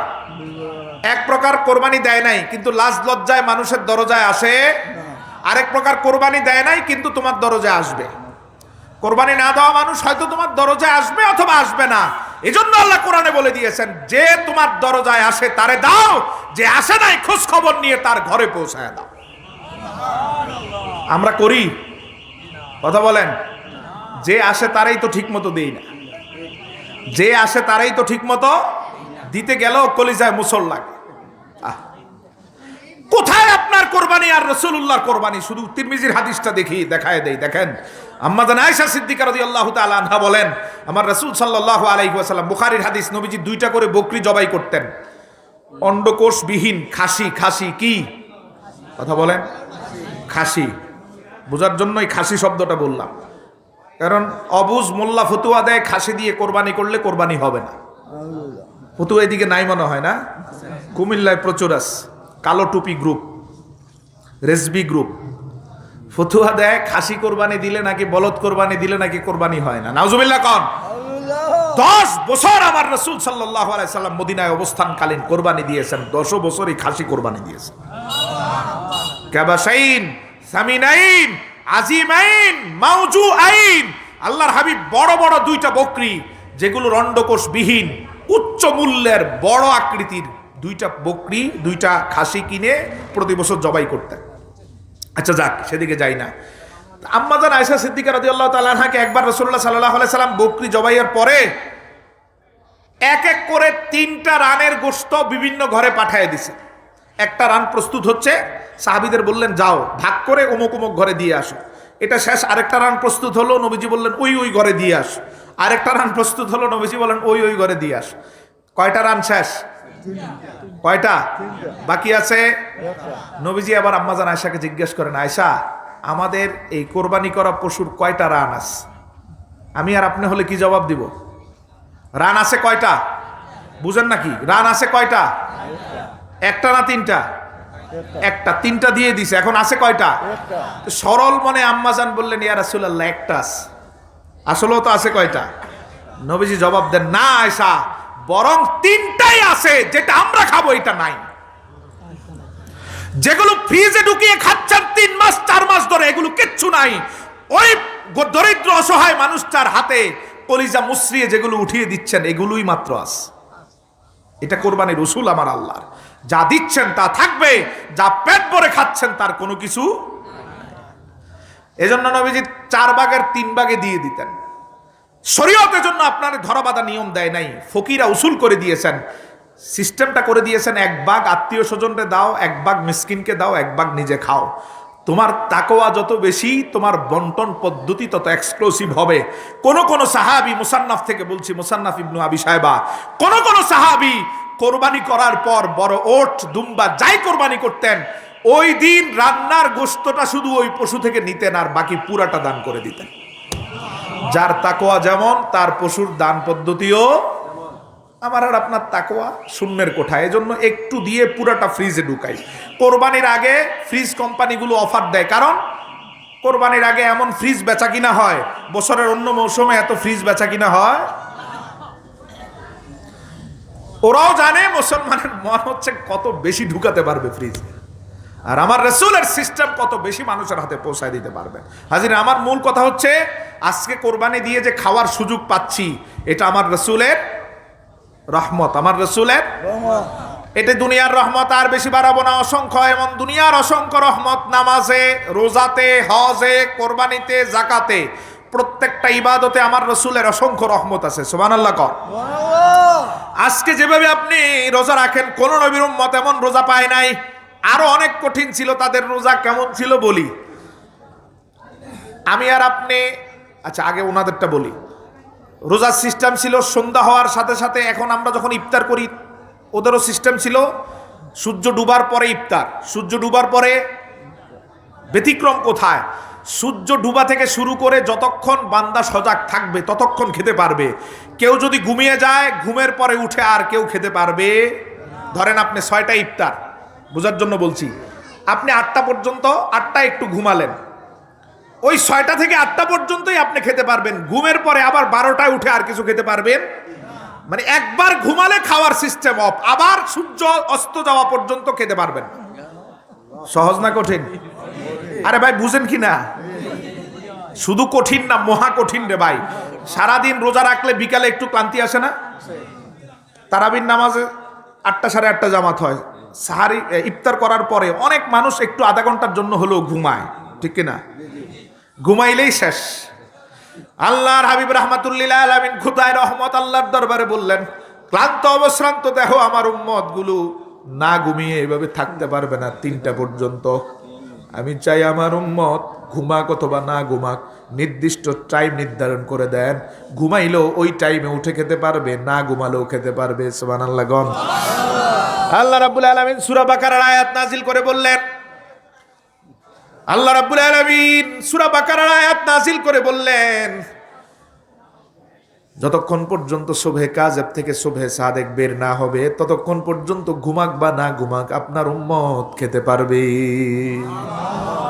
রাহমাতুল্লিল আলামিন। প্রত্যেকটা ইবাদতে, কি নামাজে, কি তাওবাতে, কি ইবাদতে, সব জায়গাতে রাসূলুল্লাহ রহমত করে সহজে শর্টকাটে জান্নাতের রাস্তাটা আমাদের জন্য নিশ্চিত করেছেন। সুবহানাল্লাহ কর। রাহমাতুল্লিল আলামিন। এটা দুনিয়ার রহমত। আবার 2 নাম্বার, সময় কম এজন্য 2 নাম্বারে যাই। 2 নাম্বার রহমত আমার রাসূলের রহমত। আপনি যখন কবরে যাবেন বারজাকের জগতে, আমার রাসূলের রহমত দুনিয়ার থেকেও বেশি সেখানে আছে। আছে না নাই? আছে। কথা বলেন জোরে। আছে। কখন এই রহমতটা পাবেন? যখন আপনি ফ্রেশ হবেন আকীদার দিক থেকে। আপনার আকীদা যদি হয় নবী মরে মাটির সাথে মিশে গেছেন, কোনো রহমত নাই। আপনার কপালে কোনো রহমত নাই। নবী মৃত না জিন্দা? নবী মরা না জিন্দা? হায়াতুন নবী, রওজা মোবারকে সশরীরে জীবিত। সুবহানাল্লাহ কোন। এই জন্য আকীদা ফ্রেশ হতে হবে। আপনার আকীদা যদি হয় মরে পড়ে আছেন, কয় নবী মরে পড়ে আছেন, আরো খবিশ গুলো, আরো যারা খবিশ, আহলে খবিশদের আরো জঘন্য যারা, কয় মরে মাটির সাথে মিশে গেছে। মেরাজ রাতের 3টা হাদিস বলি, 3টা বুখারী মুসলিমের হাদিস। রাসূলুল্লাহ সাল্লাল্লাহু আলাইহি সাল্লাম বলেন, আমি বাইতুল্লাহ থেকে শুরু করে সফর শুরু করে এখান থেকে প্রথমে গেলাম বাইতুল মাকদাস। কোথায় গেলেন? সুবহানাল্লাযী আসরা বিআবদিহি লাইলাম মিনাল মাসজিদিল হারাম ইলাল, মসজিদে হারাম থেকে আল্লাহ আমারে মসজিদে আকসায় নিয়ে গেলেন। যাত্রাপথে মুসলিমের হাদিস, রাসূলুল্লাহ বলেন, মক্কা থেকে ফিলিস্তিন যাওয়ার সময় মিশরের লাল পাহাড়ের রূপ দিয়ে যাচ্ছিলাম। মিশর আসতেই, লাল পাহাড়টা আসতেই আমার মনে পড়ে গেল, এখানেই তো মুসা আলাইহিস সালামকে আল্লাহ দাফনের ব্যবস্থা করেছেন, মুসার রওজা এখানে। আমার মনে উদয় হলো, দেখি তো মুসা কি করেন। রাসূলুল্লাহ বলেন, আমি মুসার রওজার দিকে তাকিয়ে দেখলাম, ওহুয়া কাইমুন ইউসাল্লি, আমি তাকিয়ে দেখলাম মুসা কবরে দাঁড়িয়ে দাঁড়িয়ে নামাজ পড়ছে। জিন্দা না মরা?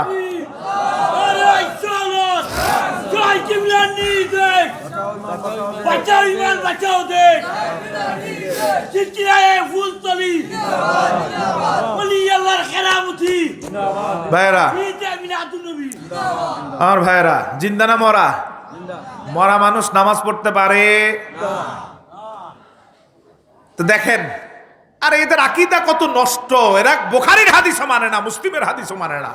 এটা তো মুসলিমের হাদিস, 2375 নাম্বার হাদিস। রাসূল বলেন, ওহুয়া কাইমুন ইউসাল্লি ফি কবরি, আমি দেখলাম মুসা কবরে দাঁড়িয়ে দাঁড়িয়ে নামাজ পড়ছে। আবার আরো আজীব দেখেন, রাসূল তো বুরাকের গতিতে গেলেন, চোখ পড়ার 1000 গুণ আগেই রাসূল পৌঁছে গেলেন বাইতুল মাকদাস ফিলিস্তিনে। নবী বলেন, আমি সেখানে পৌঁছে দেখি, যেই মূসাকে দেখলাম নামাজ পড়ে মিশরে, ফিলিস্তিনে গিয়ে দেখি সেই মূসা বসে আছে মসজিদের প্রথম কাতারে। নবীজির ইমামতিতে 2 রাকাত নামাজ হয়েছে কি হয় নাই? ইমাম কে? কথা বলেন। সব নবীর নবী যিনি, সাইয়্যিদুল মুরসালিন যিনি, তিনি সব নবীরও ইমামুল আম্বিয়া, তিনি সব নবীর ইমাম। ইমাম পিছনে 2,24,000 নবী মুক্তাদি। সুবহানাল্লাহ কর। জিন্দা না মরা? সব নবী বাইতুল মাকদাসে হাজির। সুবহানাল্লাহ বলেন। মুসা আলাইহিস সালামকে মুহূর্তেই দেখে গেলেন মিশরে, আবার দেখেন ফিলিস্তিনে। টমটমের গতি নয়, বোরাকের গতি, চোখের পলক পড়ার আগেই হাজির। দেখে গেলেন মিশরে, আবার গিয়ে দেখেন বাইতুল মাকদাসে ফিলিস্তিনে হাজির। নবীজি এরপরে বুখারীর হাদিসে বলেন, এক এক করে ষষ্ঠ আসমানে গিয়ে দেখি, দরজা খুলে দেখি দাঁড়িয়ে আছেন মূসা।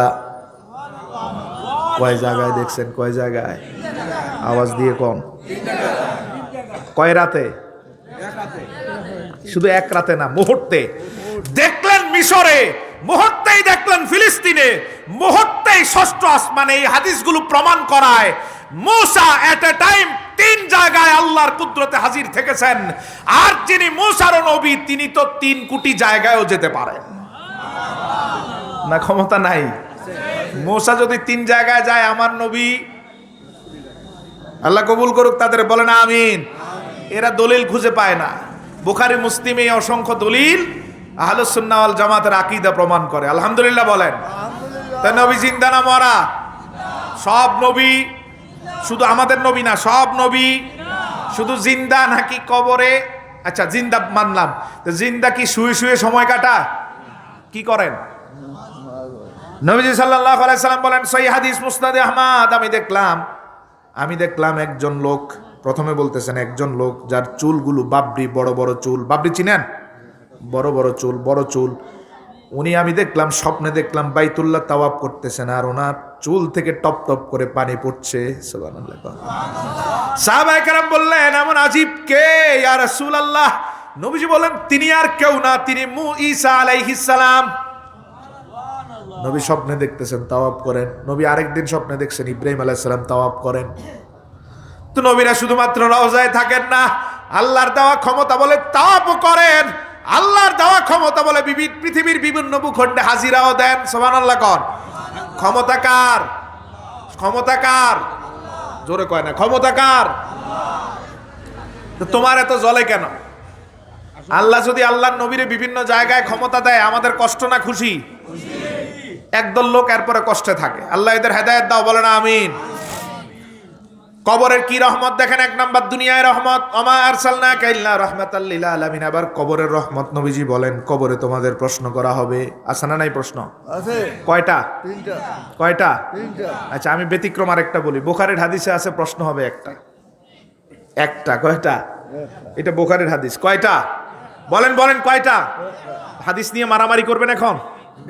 এক হাদিসে 3টা, এক হাদিসে একটা, মারামারি শুরু? কথা বলেন। হাকিকত বুঝতে হবে। একটা আর 3টা বিপরীত কিছু না তো আপনি মারামারি করবেন। নবীজি মূল হাকিকত বলেছেন। কবরে কোন হাদিসে বলছেন প্রশ্ন 3টা, কোন হাদিসে বলছেন একটা। যেই হাদিসে বলছেন নবীজি বুঝাইতে চাইলেন 3টা হোক একটা হোক, মূল প্রশ্ন একটা। মূল প্রশ্ন ওইটা কি? ওমান হাজার রাজুল। রাসূল বলেন, নবী তুফতানু, আমারে দিয়েই পরীক্ষা করা হবে। ওমান হাজার রাজুল, কারণ আপনি এখন বুঝবেন, নবীরে যে চিনে সে ভালো করে আমার আল্লাহরে, নবীরে যে চিনে সে সবার আগে ইসলামকেই চিনে। নবীরে না চিনলে আল্লাহকে চিনতে পারে না। এজন্য আল্লাহ টেস্ট করবেন নবীরে চিনে কিনা। নবীরে চিনা ঠিক, সবকিছু ঠিক, ঠিক কিনা বলেন? এজন্য প্রশ্ন কোন হাদিসে বলছেন একটা, সমস্যা নাই। কোন হাদিসে বলছেন 3টা, তাও সমস্যা নাই।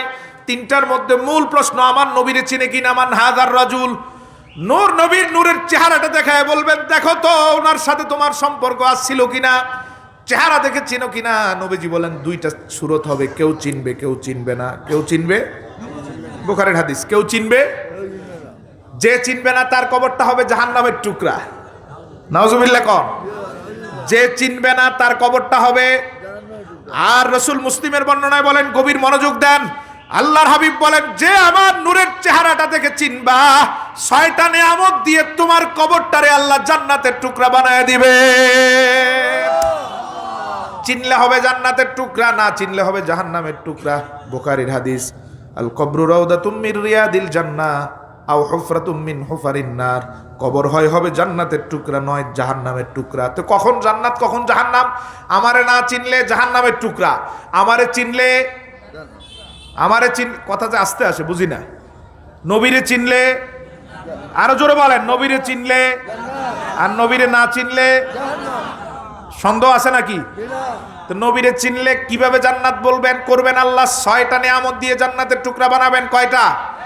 সহিহ মুসলিমের বর্ণনা দেখেন, 1 নাম্বার নিয়ামত, রাসূল বলেন, আল্লাহর হাবিব সাল্লাল্লাহু আলাইহি সাল্লাম বলেন, যখন আমার চেহারা মুবারক দেখে কোন উম্মত চিনে ফেলবে, রাব্বুল আলামিন ডাক দিয়ে দিয়ে 6টা নিয়ামতের ঘোষণা দিবেন, কথাগুলো আমার আল্লাহর।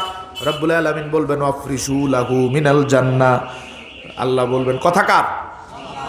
1 নাম্বার আল্লাহ বলবেন যে আমার নবীর চেহারা মোবারক দেখে চিনে ফেলেছে আমি আল্লাহ, তার কবরে আর সাধারণ কবর রাখতে চাই না, এই মুহূর্তে তার পিঠের নিচে মাটির উপরে জান্নাতের তোশক বিছিয়ে দাও।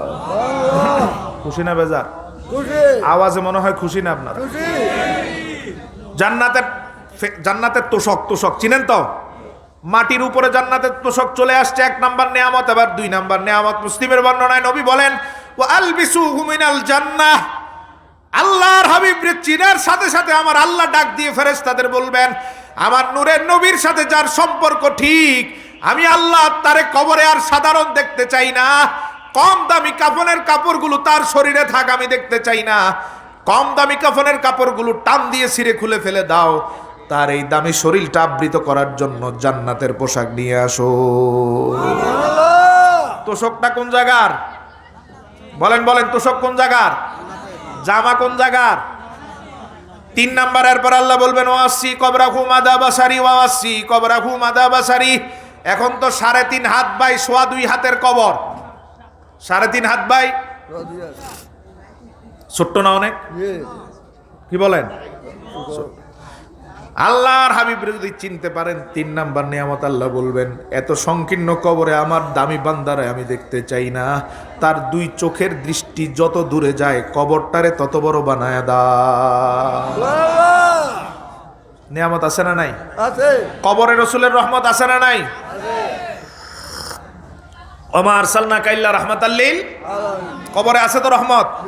তো যে আহলে খবিস আহলে হাদিস বলে নবীর রহমত কবরে নাই, তার সাথে ইসলামের কোনো সম্পর্ক নাই, তার সাথে কোরআন হাদিসের কোনো সম্পর্ক নাই, তার সাথে সম্পর্ক ইসরায়েলের মুসাদের, ঠিক কিনা বলেন?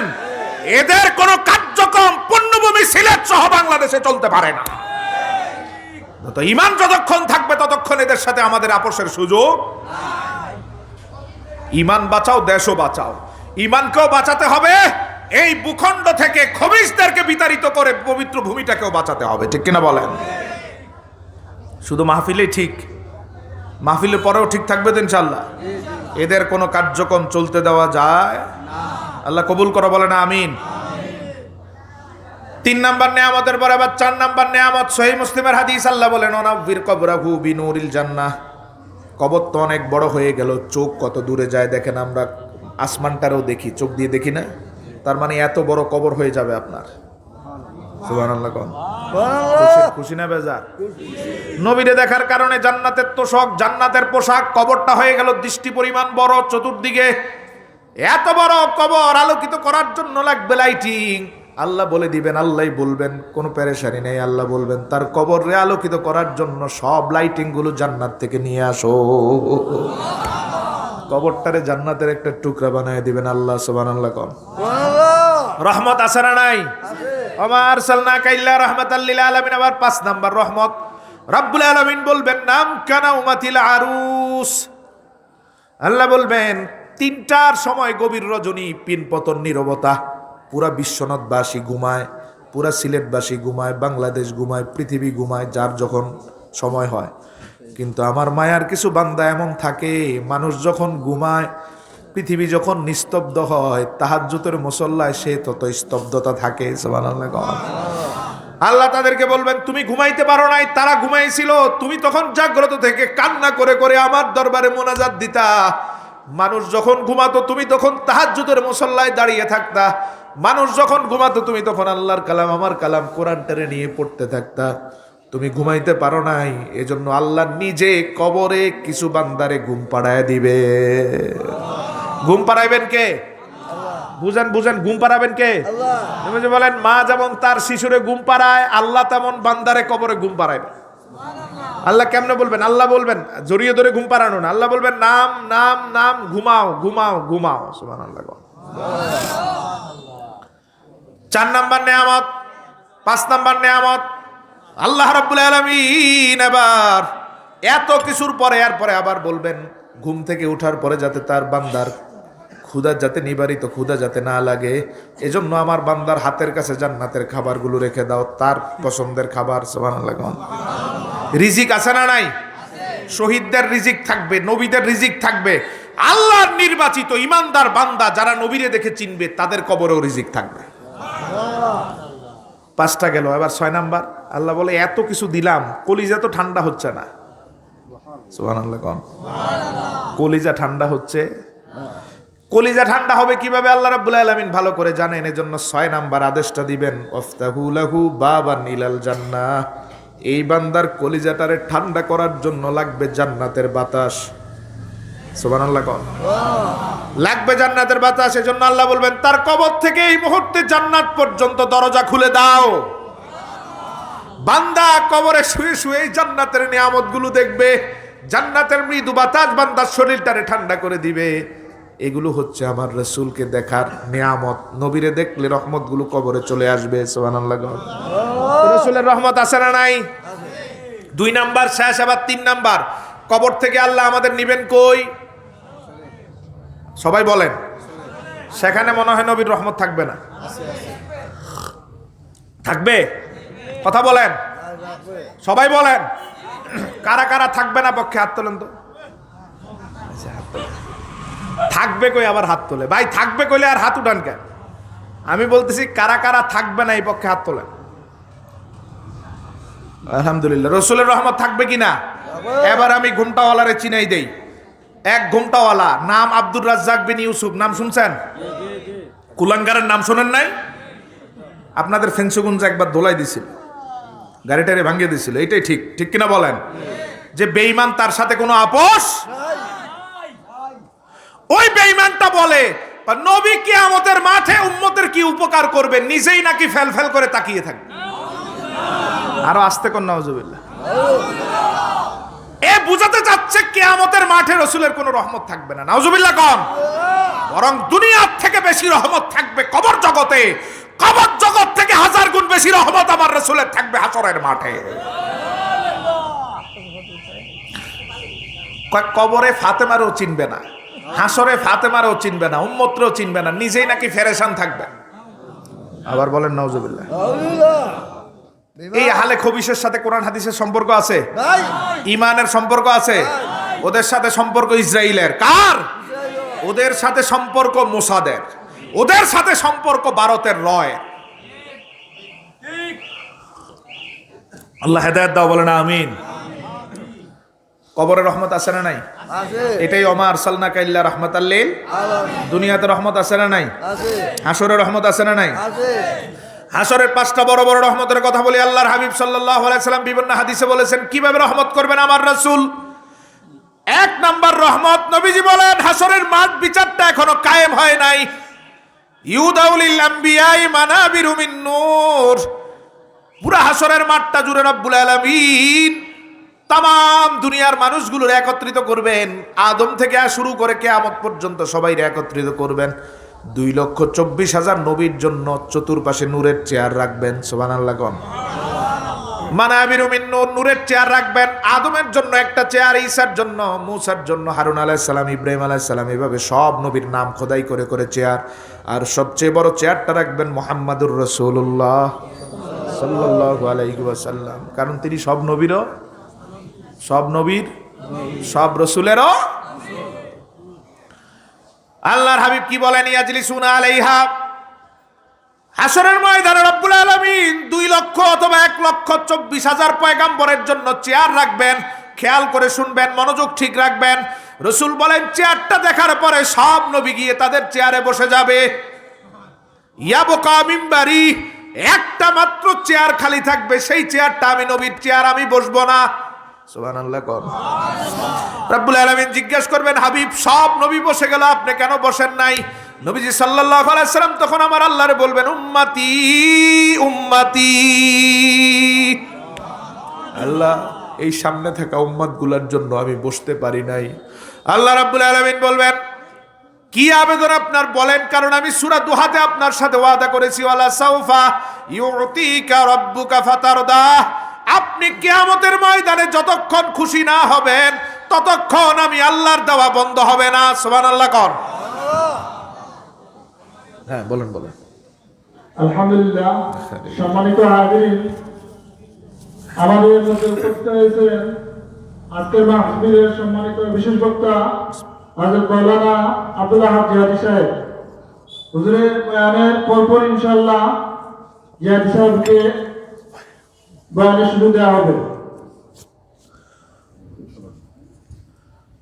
রহমত আছে না নাই?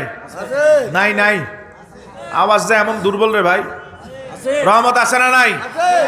আমার আপনার জন্য বসবেন না চেয়ারে। আল্লাহর হাবিব সাল্লাল্লাহু আলাইহি সাল্লামকে আল্লাহ বলবেন আপনি চান ওয়ালা সাউফা ইউতিকা রাব্বুকা ফাতারদা, ওয়াদা তো আমার আছে, আমি আল্লাহ আপনার খুশি হওয়া পর্যন্ত আমার দেওয়া বন্ধ করব না, দিতেই থাকবো দিতেই থাকবো দিতেই থাকবো। হাবিব আপনার আর্গুমেন্ট পেশ করেন, নবীজি বলবেন কি চিন্তা আমাদের নিয়ে আমার হাবিবের ওই দিন। আল্লাহর হাবিব বলেন রব্বুল আলামিন আদমের উম্মতে পাঠাইছেন সবার আগে, তারপরে নবী হতে হতে আমি ঈসা পর্যন্ত নবী, তারপরে আমি মুহাম্মাদুর রাসূলুল্লাহ। আদমের উম্মত ইন্তেকাল করে শেষ হওয়ার পরে আরেক নবী আরেক নবী আরেক নবী, এমন করে আমার উম্মত। আজকে তো যাদের মৃত্যু আগে হয়েছে তাদের বিচারও আগে হবে।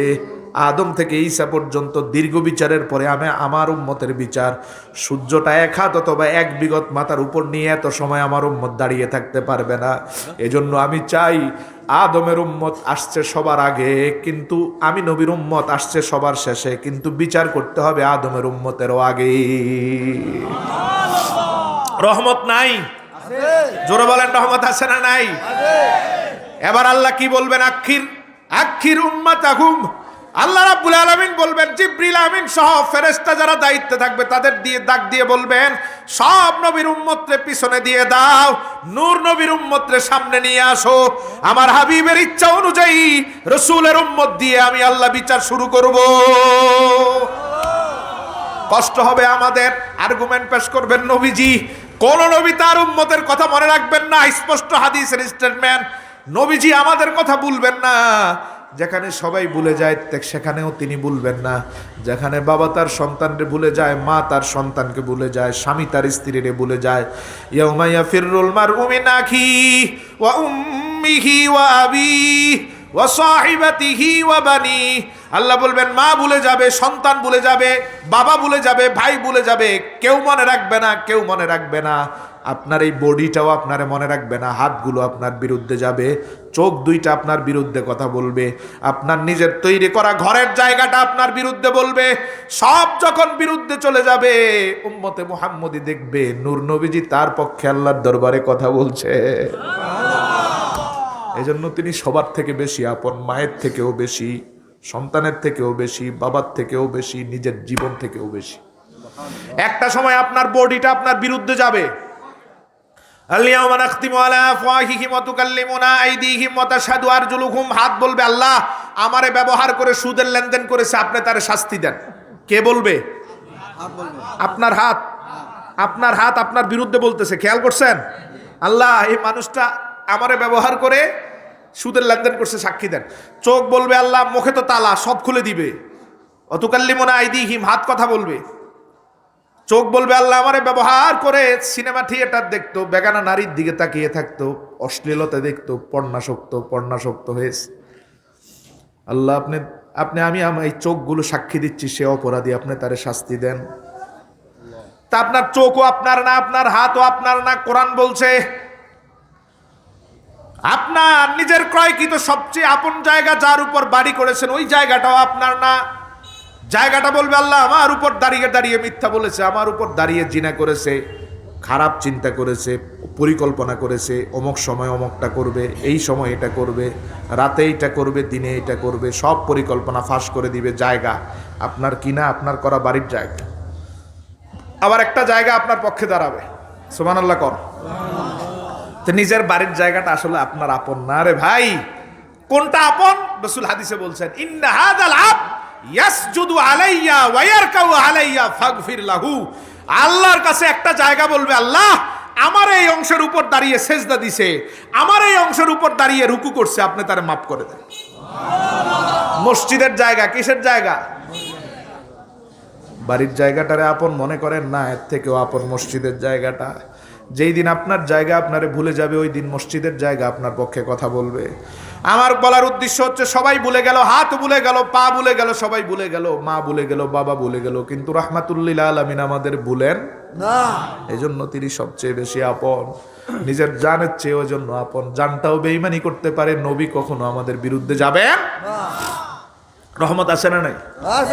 অন্য নবীরা কথা বলছেন না, খেয়াল করেন কি কঠিন জায়গা। 2 নাম্বার রহমত, ওই যে সূর্যটা 1 বিগত অথবা 1 হাত মাথার উপর, মাত্র 1 হাত, লক্ষ কোটি মাইল দূর থেকে তাপ দেয়, তারপরও 2-3 ঘন্টা পরে ক্লান্তি আসে কি আসে না? টানা 2 ঘন্টা রোদে কাজ করলে এরপরে ছায়া খোঁজ করি না? ঠান্ডা পানি খোঁজ করি। আস্তে আস্তে যখন একেবারে কাছে চলে আসবে, অবর্ণনীয় কষ্ট, কোনো বক্তা বর্ণনা করে বুঝাতে পারবে না। টকবক করবে, মাথাটা ফেটে যাবে, মগজটা গলে গলে নাক দিয়ে পড়বে, আবার মাথা ঠিক হবে, আবার ফাটবে, আবার ঠিক হবে, আবার ফাটবে, চলতেই থাকবে। কেউ বলে বুঝাতে পারবে না রে ভাই, সূর্য এত কাছে আসলে কি কষ্ট। রাহমাতুল্লিল আলামিন আছেন আমাদের। আল্লাহর হাবিব সাল্লাল্লাহু আলাইহি ওয়াসাল্লাম উম্মত ওই সময় যাতে কষ্ট না পায়, এজন্য দুনিয়ায় থাকতেই ওই কষ্ট দূর করার জন্য আল্লাহর কাছ থেকে নিয়ামত নিয়ে নিয়েছেন। সুবহানাল্লাহ। নিয়ামতটার নাম কি?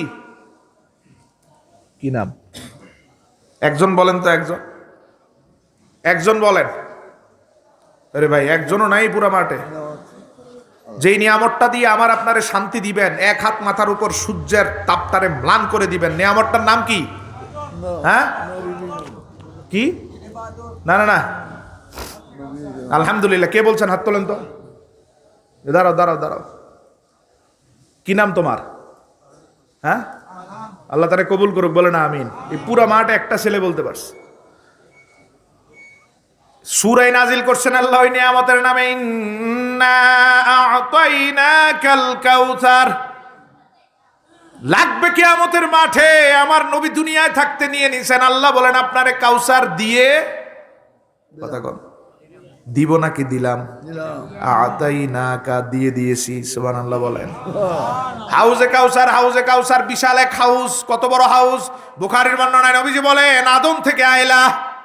আদন মানি হচ্ছে ইয়ামান, আয়লা মানি হচ্ছে সিরিয়া অথবা ফিলিস্তিন, 2টি বর্ণনা হাদিসের। মানচিত্র নিলে বুঝবেন, ইয়ামান, সৌদি আরব, ইরাকের অংশ, জর্ডান, লেবানন, ফিলিস্তিন, সিরিয়া, এত বড় কয়েকটা দেশের উপর দিয়ে হবে আমার রাসূলের হাউজে কাউসার।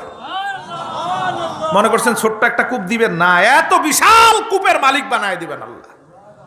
উম্মতরে দিবেন তো নবীজি ঠেলা ঠেলি যাতে না হয়, ধাক্কা ধাক্কি যাতে না হয়, বিশাল কূপের মালিকানা বানায় দিবেন। সাহাবায়ে কেরাম বলেন, ইয়া রাসূলুল্লাহ, এত বড় কূপ, তাহলে গ্লাস কয়টা হবে? নবীজিও বললেন, মুসলিমের হাদিস, এত বড় কূপ, আসমানের তারার থেকেও বেশি থাকবে আমার হাউজের গ্লাস।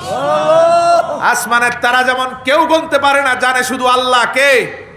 আমার হাউজে যা লাগবে তাই গ্লাস থাকবে, সংখ্যা কেউ জানে না, জানে শুধু আল্লাহ। এবার নবীজি বলেন, আমার উম্মতের যারা পরিমাণে ঈমান যার অন্তরে আছে, ওই ঈমানদার উম্মতটারও আমি নবী হাউজে কাউসার দিব। 40টারও বেশি, প্রায় 25 জন সাহাবী মুতাওয়াতির বর্ণনার হাদিস, 25 জন সাহাবী হাউজে কাউসারের হাদিস বর্ণনা করেছেন। আল্লাহর হাবিব সাল্লাল্লাহু আলাইহি সাল্লাম বলেন, নবীজি বলেন, লা ইয়াসমাউ আবাদা, এই হাউজে কাউসারের 1 ফোঁটা পানি যদি কারো জিহ্বায় যায়, 50,000 বছরের কিয়ামতের মাঠে তার আর কোনোদিন পিপাসা লাগবে না। সূর্য 1 বিগত পরে পিপাসা নাই। অর্থ কি? অর্থ হচ্ছে হাউজে কাউসারের পানি আপনার শরীরটারে এমন ভাবে সেট আপ করে দিবে, 1 বিগত কেন, সূর্যটা মাথায় লাগলেও আপনি তাপ বুঝবেন না। রহমত নাই? এই বলেন, রহমত আছে না নাই? ওমা আরসালনাকা ইল্লা রাহমাতাল লিল আলামিন। কষ্ট হবে আমার আর আপনার, তিনি আগের থেকেই জানেন, ব্যবস্থা করে রেখেছেন। হাউজে কাউসার আল্লাহর কাছ থেকে পাস করিয়ে নিয়েছেন, আল্লাহ দিয়েও দিয়েছেন। আমার আপনার কষ্ট দূর করার জন্য নবীজি ওই চেয়ারের জায়গা থেকে দৌড় দিয়ে যাবেন হাউজে কাউসারের এখানে। কোনদিন তো খেয়াল করেন নাই কেন নবী দৌড়ে যাবেন? হেঁটেও যেতে পারতেন, হেঁটেও যেতে পারতেন। আল্লাহর হাবিব সাল্লাল্লাহু আলাইহি ওয়াসাল্লাম সাহাবীদের জানালেন, এই হাউজে কাউসারের চাবিকাঠি যেহেতু আমার হাতে, আমি নবী যত তাড়াতাড়ি যেতে পারবো, তোমার হাতে তো তত আগেই হাউজের পানি যাবে। তোমাদের শান্ত করার জন্য এজন্য আমি দৌড়ে হাউজে কাউসারে যাব, হেঁটে যাব না, দৌড়ে যাব। সুবহানাল্লাহ। তিনি কত পেরেশান ওই মাঠে। এজন্য আল্লাহ কোরআনুল কারীমে আল্লাহ বলেছেন, কেমন নবী তোমাদের আমি দিলাম, যেই নবী তোমাদের ব্যথায় তিনি ব্যথিত হন, তোমাদের ব্যথায় তিনি ব্যথিত হন। উম্মত ব্যথা পায়, কষ্ট অনুভব করেন, রাসূলুল্লাহ সাল্লাল্লাহু আলাইহি ওয়াসাল্লাম 2 নাম্বার রহমত দিয়ে পুরা কিয়ামতের মাঠটারে ঠান্ডা বানায় দিবেন। সুবহানাল্লাহ। 1 নাম্বার রহমত দিয়ে বিচারটারে আগে আনবেন, 2 নাম্বার রহমত দিয়ে পুরা মাঠটারে আমাদের জন্য ঠান্ডা বানায় দিবেন। আল্লাহু আকবার। রাসূলের রহমত আছে না নাই? জোরে বলেন। জোরে একটু ডাক দিতে পারবেন? পারবেন নাকি শিরকের ভয় পান, ওহাবির ফতুয়ার ভয় পান? তাহলে একটু জোরে বলেন, ইয়া রাসূলুল্লাহ, ইয়া রাসূলুল্লাহ। আল্লাহর হাবিবের রহমত আমাদের জন্য আল্লাহ বাড়িয়ে দিক, বলেন আমিন। কয় নাম্বার? কয় নাম্বার? মোট আছে কয়টা? আর 3টা বলবো না, শেষ। হ্যাঁ আচ্ছা হুজুর আস্তে আস্তে বলি। 3 নাম্বার রহমত, আরো বড় রহমত। এখনো বিচারের মাঠে বিচার শুরু হয় নাই, মিজানের পাল্লা এখনো উঠানো হয় নাই, ফুলসেরাতে নেওয়া হয় নাই, বিচার শুরু হয় নাই। মুসনাদে আহমদের হাদিস, রাসূলুল্লাহ বলেন, ইস্তাশারানি বি রব্বি কাইফা ফালু বিহিম।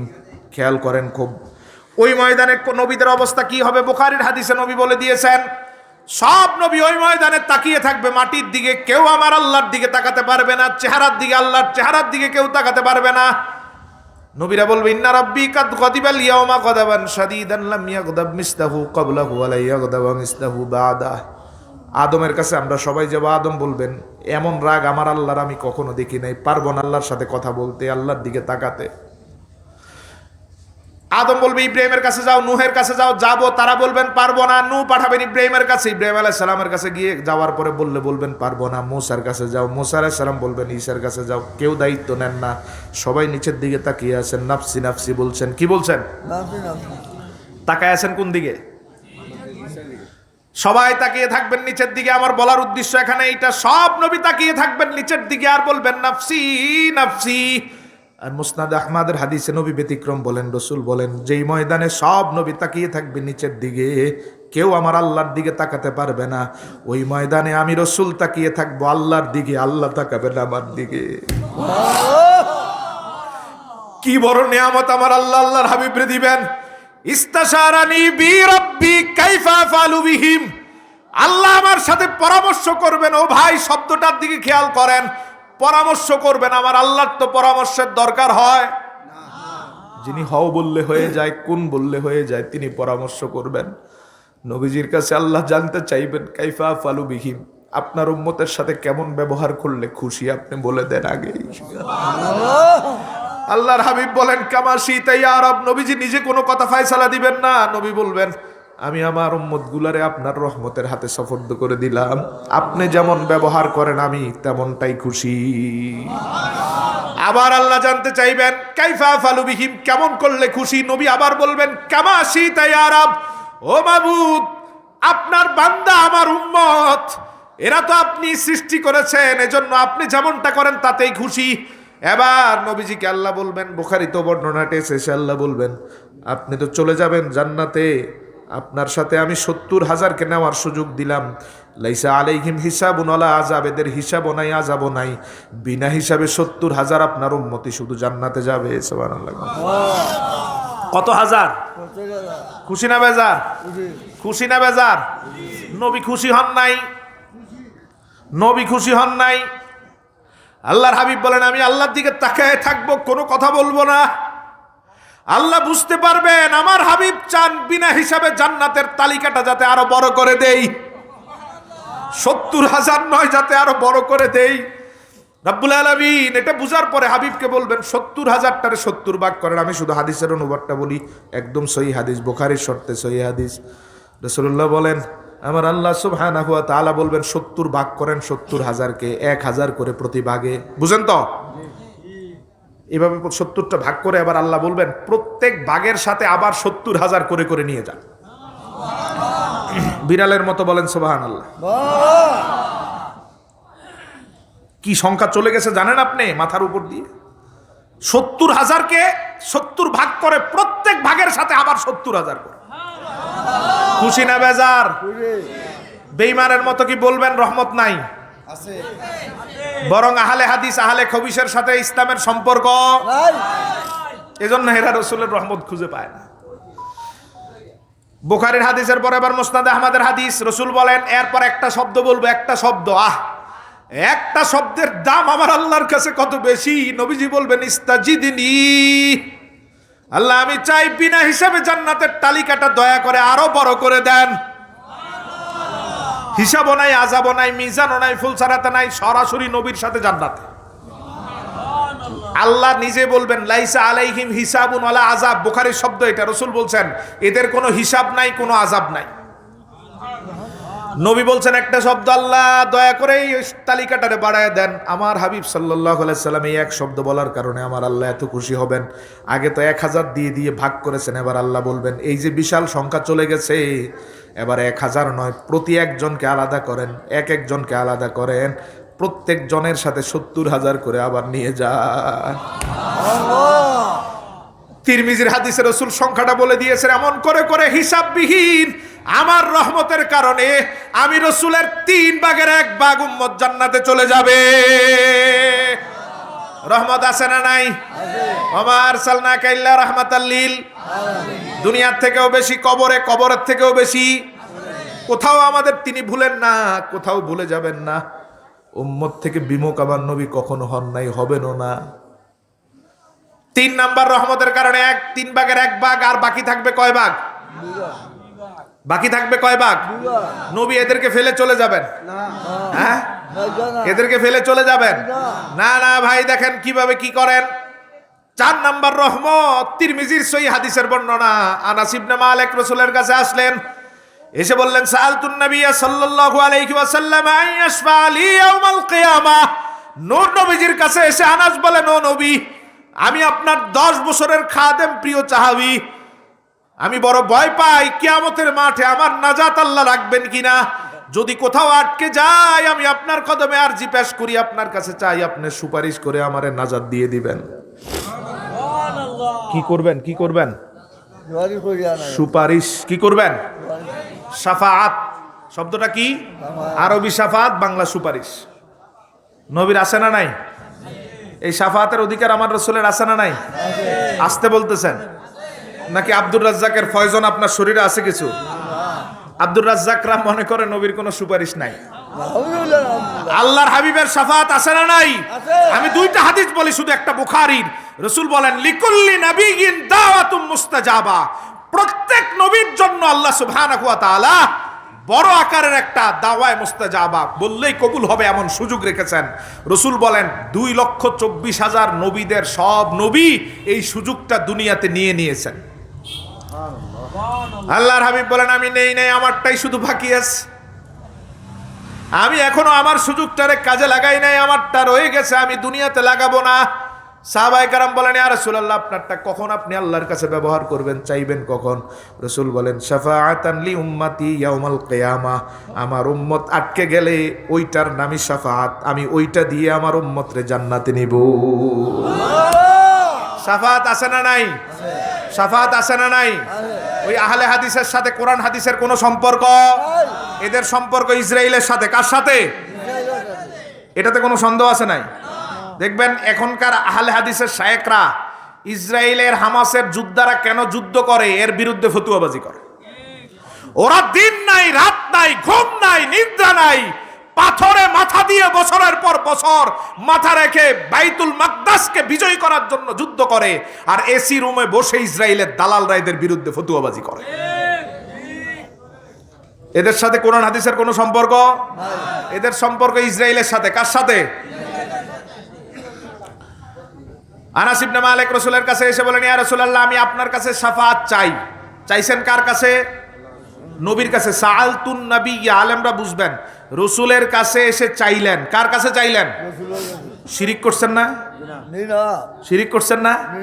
আচ্ছা বলেন, আনাস রাদিয়াল্লাহু তাআলা রাসূলের কাছে এসে শাফাআত চাইতেছেন, আর আজকের বাংলাদেশের আহলে হাদিস বলে নবীর কাছে শাফাআত চাওয়া হারাম। এদের সাথে কোরআন হাদিসের সম্পর্ক আছে? নাই। আপনি খুঁজে দেন তো কই সম্পর্কটা। তিরমিজির সহিহ হাদিসে আনাস বলেন আমি নবীর কাছে এসে শাফাআত চাচ্ছি, আর বাংলাদেশে আহলে হাদিস বলে নবীর কাছে শাফাআত চাওয়া হারাম। নাউজুবিল্লাহ। তার মানে হারাম কাজটা আনাস রাদিয়াল্লাহু তাআলা করছেন, নাই। যেটা সাহাবী করছেন নবীর কাছে, সেটা হারাম না হালাল? হালাল। এর থেকে সুপার হালাল আর হতে পারে কিছু? নাই। দুনবী আমার শাফাআতের আরেকটা হাদিস রয়ে গেছে, একটা বললাম আমার সুযোগটা আমি রেখে দিছি আখিরাতের জন্য, বুখারী। আরেকটা সহিহ হাদিস, রাসূল বলেন আমার কাছে জিবরিল আমিন আসলেন দুই হাতে দুইটা নিয়ামত নিয়ে। এটা আমার রাসূলের বিশেষ শান। নবীকে আল্লাহ সরাসরি কোনো আদেশ না দিয়ে দুইটা জিনিস দিয়ে বলতেন আপনি দুইটার একটা বাছাই করে নেন। যেমন ধনী এবং দরিদ্রতা দুইটা নবীর সামনে উপস্থাপন করে বললেন নবী আপনি নেন। নবীজি দরিদ্রতাকেই বাছাই করে নিলেন। আরে আমার নবী চাইলে জান্নাত থেকে প্রতি বেলা খাবার নাজিল হতো, এটা নেন নাই তিনি। তিনি ক্ষুধা কষ্ট দারিদ্রতাকে বাছাই করে নিছেন। আবার আজরাইলকে যেদিন আমার রাসূলের কাছে পাঠাবেন, আবু মুহাইবিয়া থেকে সহিহ হাদিস, কয়েক বর্ণনার হাদিস, আজরাইলকে দুইটা জিনিস দিয়ে পাঠাইছেন। ইয়া রাসূলুল্লাহ, বুখারী তো এর অংশ আছে, আপনাকে আল্লাহ দুনিয়া আখিরাতের দুনিয়ার সব খাজিনার চাবি তো দিয়ে দিছেন, আপনি ইচ্ছা করলে কিয়ামত পর্যন্ত এই দুনিয়াতে থাকতে পারেন। সুবহানাল্লাহ কন্যা, ইচ্ছা করলে কিয়ামত পর্যন্ত দুনিয়াতে, আর আপনি যদি চান আপনি রফিকে আল্লাহর সাথে সাক্ষাতের সুযোগটা বেছে নিতে পারেন। ইচ্ছা করলে কিয়ামত পর্যন্ত দুনিয়ায়, না হলে এখন ইন্তেকালের মাধ্যমে আল্লাহর সাক্ষাৎ। আবু মুহাইবিয়া বলেন ইয়া রাসূলুল্লাহ আপনি প্রথমটা নেন। নবীজি বলেন না, আমি দ্বিতীয়টা নিয়ে আমার রবের সাক্ষাতের সুযোগটা সন্ধান করলাম। বলে আমাদের কাছে আল্লাহ সরাসরি আজরাইলে পাঠান, ঠিক না? সবার কাছেই পাঠান। নবীর কাছে সরাসরি আজরাইলকে গিয়ে বলেন না যে জান কবজ করো, বা রাসূলুল্লাহকে এই ইখতিয়ার দাও, বলেন নবীর কাছে। এটা হাদিস দুইটা পেশ করে আল্লাহ বলছেন আপনি দুইটার একটা বাছাই করে নেন। আল ইখতিয়ারু লিন-নবী সাল্লাল্লাহু আলাইহি সাল্লাম, আলেম যারা ভালো করে বোঝেন, এভাবে প্রত্যেকটা কাজে নবীরে বাছাই করার সুযোগ দিতেন আল্লাহ। তো দুই হাতে দুইটা নিয়ামত এসে বলেন ইয়া রাসূলুল্লাহ আপনি সহ আপনার অর্ধেক উম্মত জান্নাতে চলে যাবে। সুবহানাল্লাহ। এটা একটা সুযোগ, এক নাম্বার অপশন। দুই নাম্বার অপশন হচ্ছে আপনি শাফাআতের অধিকারী হবেন। এই দুইটার মধ্যে আপনি কোনটা নেবেন? রাসূল বলেন আমি অর্ধেক উম্মত সহ জান্নাতেরটা নেই নাই, শাফাআতটাকে নিয়ে নিছি।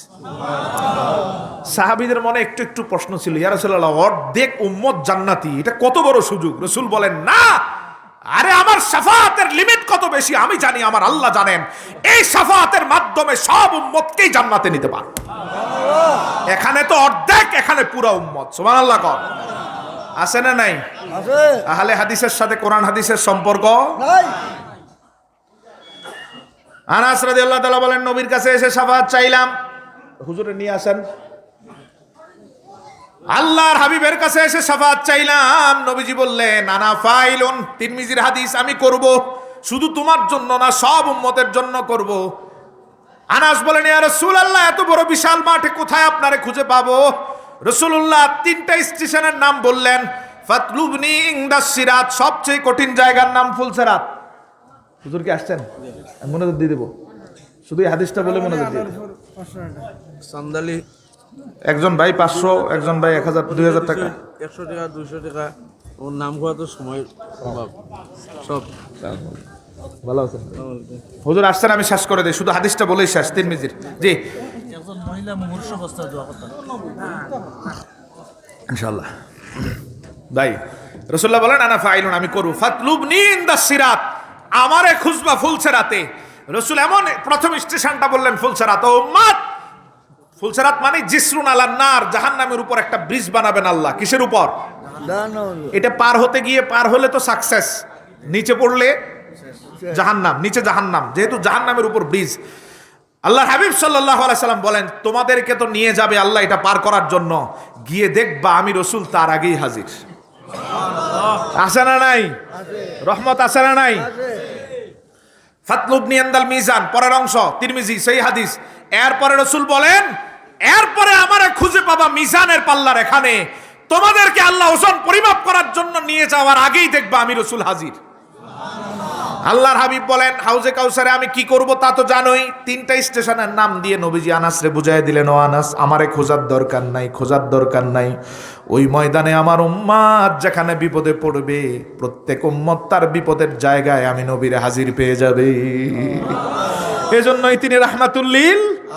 এই 4টা নেয়ামত। 5 নাম্বার নেয়ামত জাহান্নামী, ওই যে ফুলসেরাত পার হতে গিয়ে যারা পড়ে গেছে তাদেরকে উদ্ধার করার জন্য বিশেষ পাওয়ার, এটা 5 নাম্বার।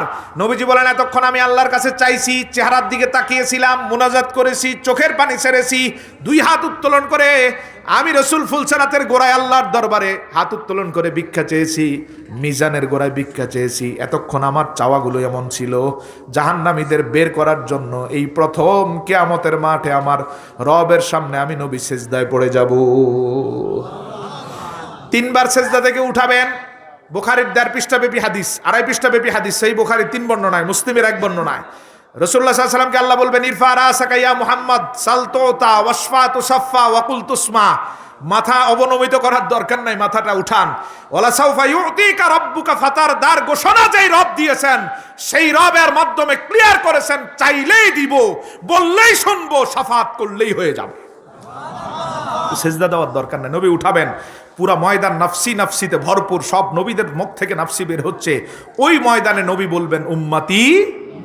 এক এক করে সব জাহান্নামীরে বের করবেন।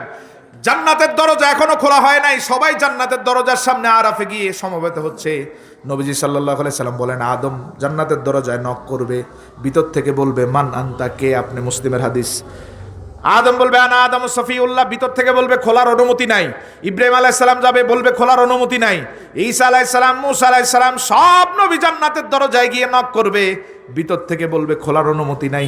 আমার সব উম্মত যখন জান্নাতি হয়ে গেল, আমি যাব তখন নক করব, ভিতর থেকে বলবে মান আনতা। মুসলিম, সহিহ মুসলিম। আমি বলবো আনা মুহাম্মাদুর রাসূলুল্লাহ, সাথে সাথে জান্নাতের দরজাটা খুলে দিয়ে খাজেন বলবে, যেই মালিক, খাজেন যেই ফেরেশতা দায়িত্বে থাকবে, তিনি বলবেন, আমার আল্লাহ বলে দিয়েছেন এই দরজা যাতে মুহাম্মদ ছাড়া কারো জন্য আজ খোলা না হয়। আপনি এসেছেন বিদায় খোলা হয়েছে। উম্মতকে নিয়ে নবীজি জান্নাতে প্রবেশ করবেন। ওমা আরসালনাকা ইল্লা রাহমাতাল লিল আলামিন। হুজুর আসছেন 2-3 মিনিট, এমনি বেশি হয়ে গেছে। আস্তাগফিরুল্লাহ রাব্বি মিন কুল্লি যামবি ওয়া আতুবু ইলাইহি, লা হাওলা ওয়ালা কুওয়াতা ইল্লা বিল্লাহিল আলিয়্যিল আযীম। মুনাজাতটা হুজুরই করুক। আল্লাহুম্মা আমিন। রব্বানা যালামনা আনফুসানা ওয়া ইন লাম তাগফির লানা ওয়া তারহামনা লানাকুনান্না মিনাল খাসিরিন। রব্বুল আলামিন, আমরা এই মুহূর্ত পর্যন্ত যারা বসে আছি, তোমার হাবিবের ইশক ও মুহাব্বতের কদমে আমাদের কবুল করে নাও। নূর নবীজির 3 জগতের রহমত দিয়ে আমাদের সিক্ত করে দাও। রব্বুল আলামিন, তোমার রাসূল এবং নির্বাচিত আউলিয়া কেরাম শুধু তোমার এবং তোমার হাবিবের রহমতের জন্য উম্মতদেরকে, পথ হারা মানুষদেরকে দিশা দিতেন। রব্বুল আলামিন, আল্লাহ আমাদের রাহবার পীর ও মুর্শিদ ফুলতলি আল্লামা সাহেব কিবলা ফুলতলি রহমতুল্লাহি আলাইহি, তোমার হাবিবের এই ইশক মুহাব্বতের জন্য এই জমিনে রক্ত ঢেলে দিয়ে তোমার দরবারে মর্যাদা মর্তবাওয়ালা হয়েছেন। আল্লাহ, শুধু মুহাব্বত এবং তোমার হাবিবকে কেন্দ্র করে মাসালার কারণে ওরা আঘাত করেছে, তিনি রক্ত হাসি মুখে ঢেলে দিয়েছেন। রব্বুল আলামিন, কখনো তোমার হাবিবের মুহাব্বতের জন্য যদি রক্ত প্রয়োজন হয়, আমাদেরকে সামনের কাতারে রেখে দিও। আল্লাহ, আল্লাহ, তোমার হাবিবের ইশক মুহাব্বতের সবক এবং তালকিনের উপর আমাদের জীবন পার করার সুযোগ দিও। আল্লাহ, আউলিয়া কেরাম যেই পথে, যেই মতের উপর সারা জীবন আহ্বান করে চলে গেছেন, সেই পথ মতটারে শক্ত করে আঁকড়ে ধরার তৌফিক আমাদের দিও।